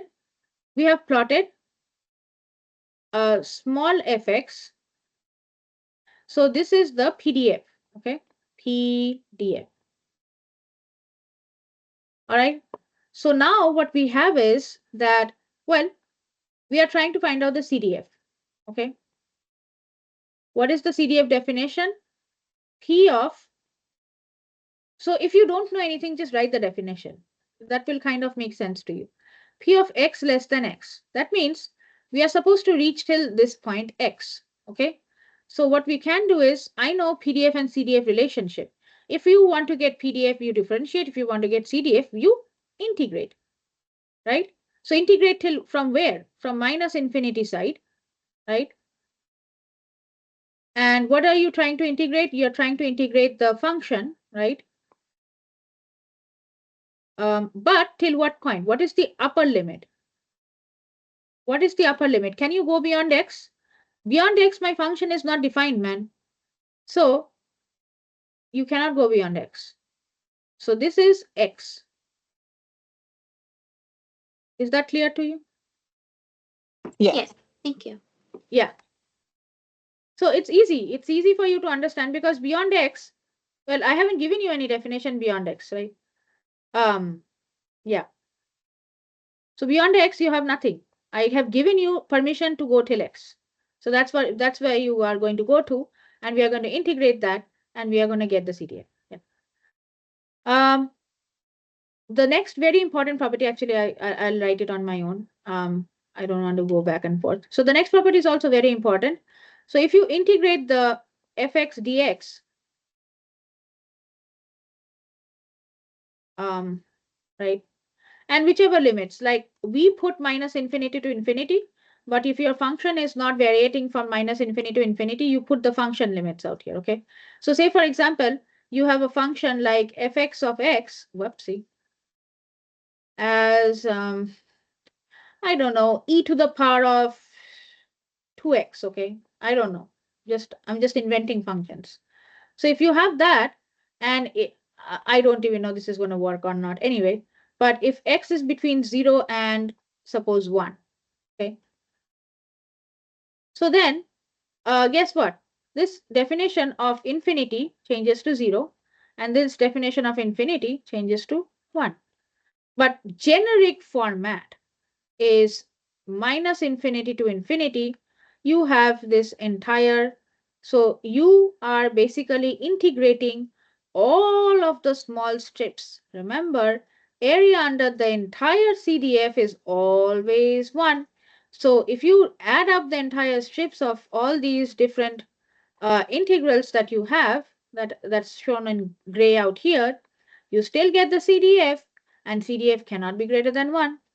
So that actually helps you solve a lot of the problems that we actually covered out here in your this problem, this type of problems, just in case it comes in. These type of problems where you have to find out the value of C, right? We kind of tried to cover the type of value, like the type of C that you have to try to find out.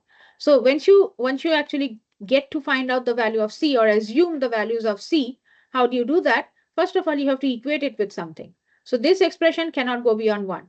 Guess what? If you integrate this one and you keep within this limit, you cannot go beyond 1. So from there, you can actually solve C, right? So how do you solve C? Well, very easy.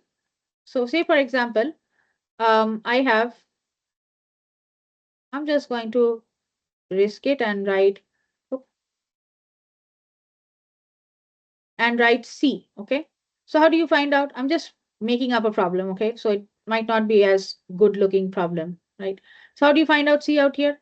Well, you integrate -1, oh, sorry, 0, 0 to 1, C, e raised to -2. So if you integrate this entire thing, I know this is always going to be 1. So C goes out of the integration. You have integration of 0 to 1, e raised to -2x dx. Don't forget the dx, sorry, is equal to 1. You find out the value of this one. So first of all, e raised to -2x is e raised to -2x upon -2. And then you substitute the value of 0 and 1. You know how to integrate, right? So solve this integration and substitute that with value. And then say suppose the value of this is 4. Okay. So I'm just saying, okay, I'm not implying anything. Say suppose the value is 4. So C times 4 right now is equals 1. Therefore, C is equals 1 over 4. So something like that. Something like that for the uh, this one as well. So this one is not a great problem for us to solve or assume the values, but nevertheless, these type of properties are used in these cases, right? So same thing. Um, oh, no, too far. Same thing, you have to plot the CDF. So once you find the PDF, you can plot the PDF. Now that you have the value of C, 1 minus x squared, whatever the value is, you can plot that value. It's a basic parabola. You subtract 1 from it, so there might be an intercept. So it's a negative parabola, positive parabola. Just look at that. Or you can use your TI calculators if you have that facility in your calculator. By the way, IEEE Room does have limited TI calculators. You can actually borrow them. Please make sure that the memory of the calculator is completely erased. I know you have EMAG notes out there and stuff like that. Please do not have any PDFs in your memory. That might, if you do get caught with a PDF, you're looking over a PDF or anything, that there might be disciplinary actions. We have taken disciplinary actions in the past. Cheating is not an option out here in any format. If you do get caught, that's not very good for your career. Um, so x equals 0. So x equals 0, if it is a discrete variable, x equals 0 is just that point. So you can directly substitute 0 in the place of that equation, which that particular PMF is going to give you, and then find out the value. But for continuous random variable, x equals 0 is 0. Now, similarly, for this particular property, x lies between 0 and 0.5. You can do two things. You can either integrate from 0 and 0.5 this particular fx of x. So the solution probably does the same thing, or maybe they have substituted or something. Yeah, they have substituted. So if it's 1 over 4, and so this is also like a property of the CDF again. So this is property number 6 again. So whatever properties you have to write that down in your cheat sheet, because say, for example, you are told to find P of 0.5. The probability of the value, a random variable x between 0 and half, you substitute P of 0. P of 0 for a continuous random variable is 0. So therefore, they have only x of half, whatever value in the half represents in this equation, or whatever equation they have for the CDF, just put that down in that equation, substitute, and find, boom, the answer. So it's difficult, yes, but once you get hold of it, I don't think it's going to be very difficult for you to solve. Okay. So what I'm going to do is, when I'm giving the solutions to the problems, I'm going to add this problem so that you can solve that particular problem or practice these particular problems as well. Now, going back to your actual slides. So we have now, kind of covered concepts related to probability measures, computing the probabilities and properties. Okay. So the only thing now that we have to do is to revise. Okay. So this is kind of going backwards again, right? So now, if you go backwards from here, you land up with a system called Poisson's random variable. Remember chapter 3, we have discrete random variable. Under discrete random variable, we have Poisson's and binomial. That is interesting and maybe important for the exam. So we are going to remember how to solve them. How to solve them is important. We have a specific formula given out here. That is P is e raised to minus lambda t whole raised to k. So we are going to stick to that formula. And k is equals 2. So 2 is getting substituted out here. Lambda, first of all, we have to find out, lambda is lambda. We have to find out the value of t. Remember, it can be t, it can be represented as alpha, it can be represented as t. Either ways, you have 8 chips, and the lifetime of this chip is having a parameter of lambda, and k is equals 2. So, hmm, how did they get this value 2 over lambda? Find the probability that. Oh, okay. Find the probability that at least 2 chips are functioning at 2 over lambda seconds. That's how they got it. Okay. So now they are directly telling you. So remember how we have to find out the value of alpha. So let's um The two over lambda is time, is t. yeah. I'll tell you. I'll tell you. And sometimes it gets confusing because sometimes the lambda is given, sometimes the lambda is not given. If the lambda is given, then we are trying to find out how to use it. And if the lambda is not given, we are trying to find out how to calculate it. Okay. So two cases. Once the lambda is given, so I have plenty of problems where the lambda is actually given to you. So this time the t or the lambda is given to you. So I'm trying to actually point out to another portion. I'm trying to actually help you make the cheat sheet first, because people actually make a mistake of putting down everything in the cheat sheet when they are not supposed to. Yeah, there you are. All right, perfect. So remember, the Python's random variable, I don't know whether you can see it, it has alpha. So this alpha is the rate. So sometimes you need to find out the alpha. If you need to find out the alpha, you have to find out n and you have to find out t. So P and N should be given in the problem. But sometimes P and N comes in a different format. Out here, the system chip contains 8 chips, so N is given. The lifetime of each chip has a probability law, so your P is given.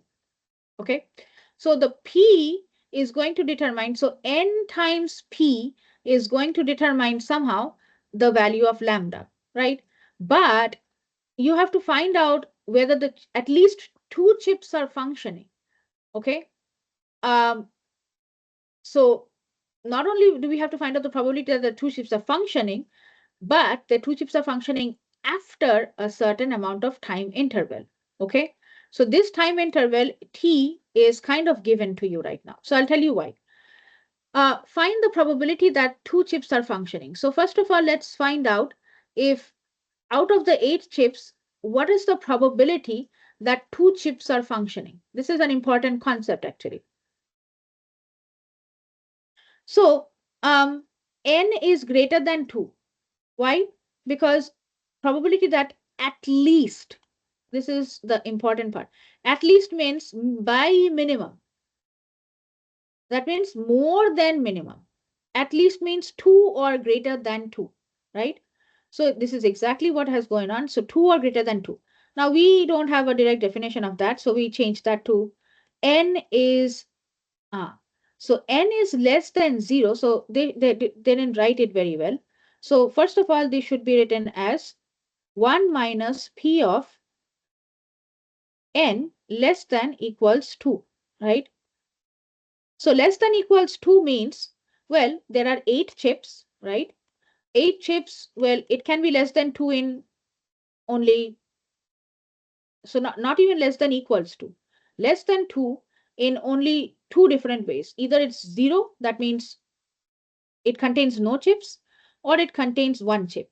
So that's what they have done, no chip and 1 chip. So they have actually missed this step.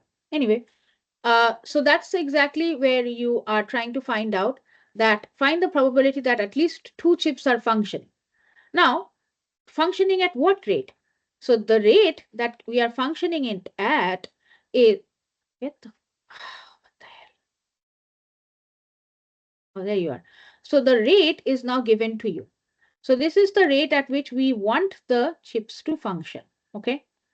So even if they have a probability and an n, you have to find out that this after this particular seconds the chip is functioning. Well, how do you do that? First of all, we have to find out. Well, if n is zero, if you put zero out here, never mind. So if so, the basic probability that you have, whatever probability that is, you have to subtract one from there, right?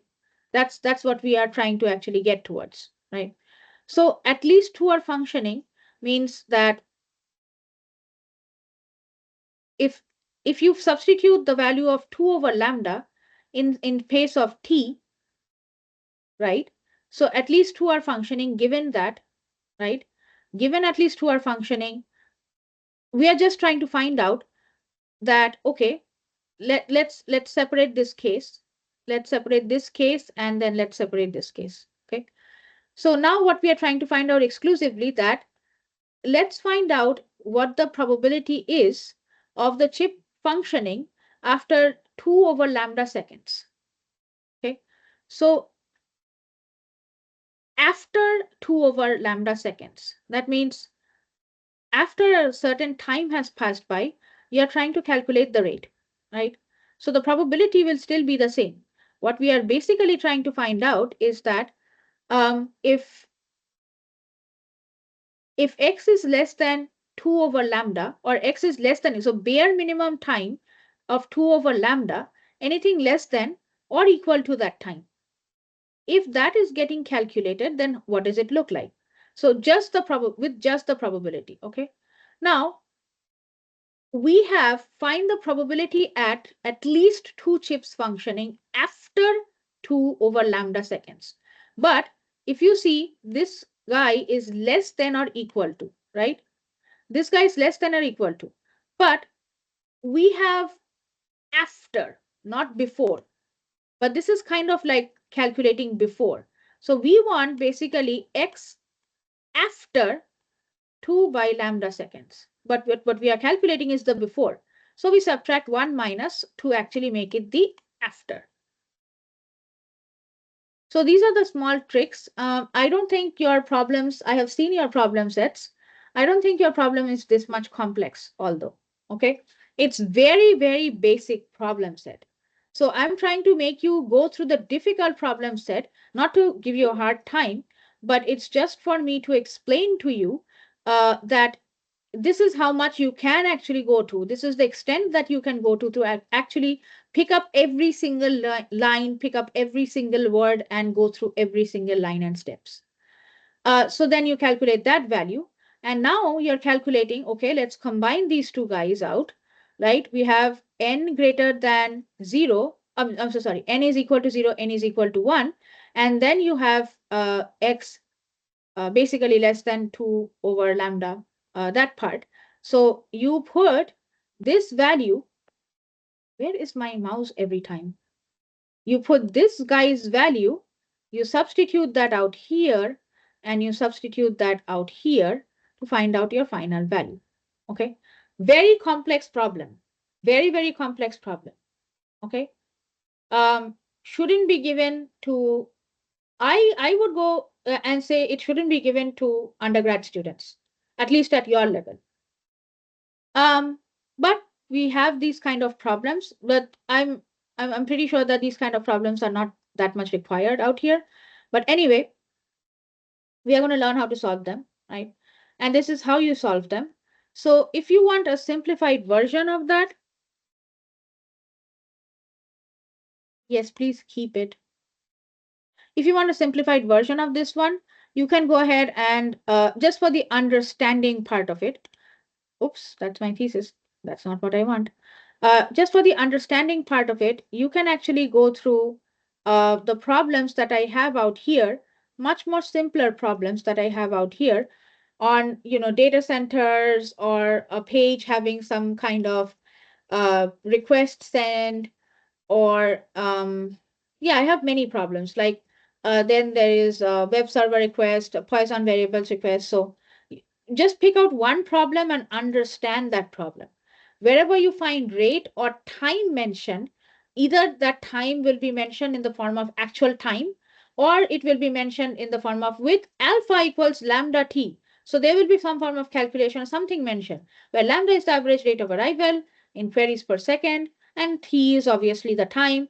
So then they'll tell you to find out something. So then you have to find out, oh, well, lambda is 4 queries per 60 seconds, so it's one. So something. So you have to find out lambda, and then you have to substitute that in the equation and then find out further. But either lambda is given in that format, or lambda is given in some kind of time format, or lambda is given in some kind of format where you have to multiply n times p, where that kind of problem is also, I think, given to you all. Oh, la, la, la. Where is it?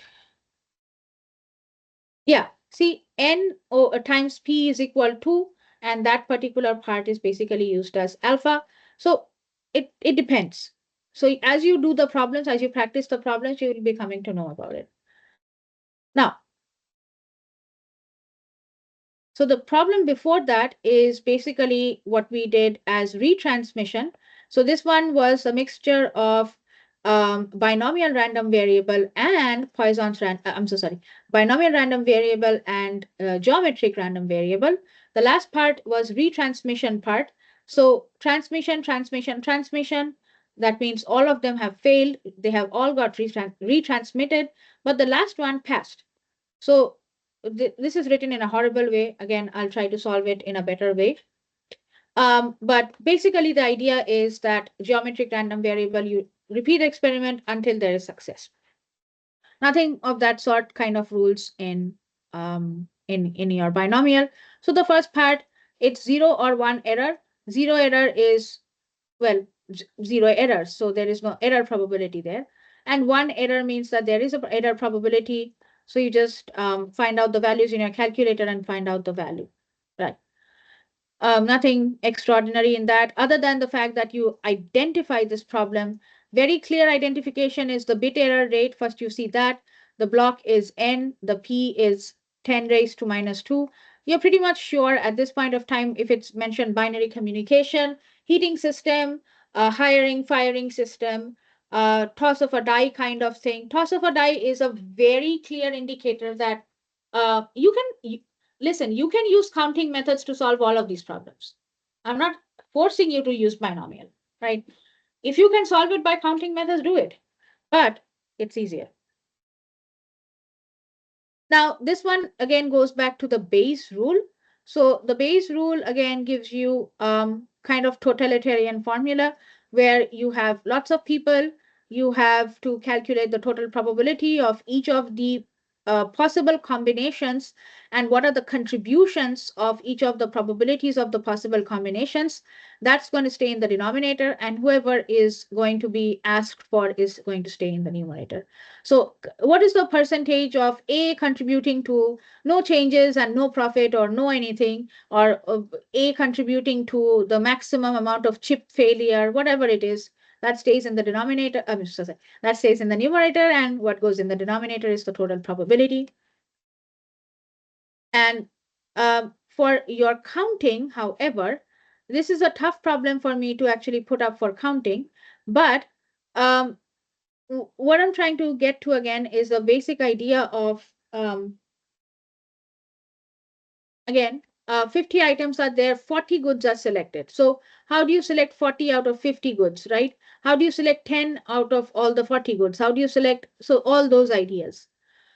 Replacement is allowed means you can keep it back.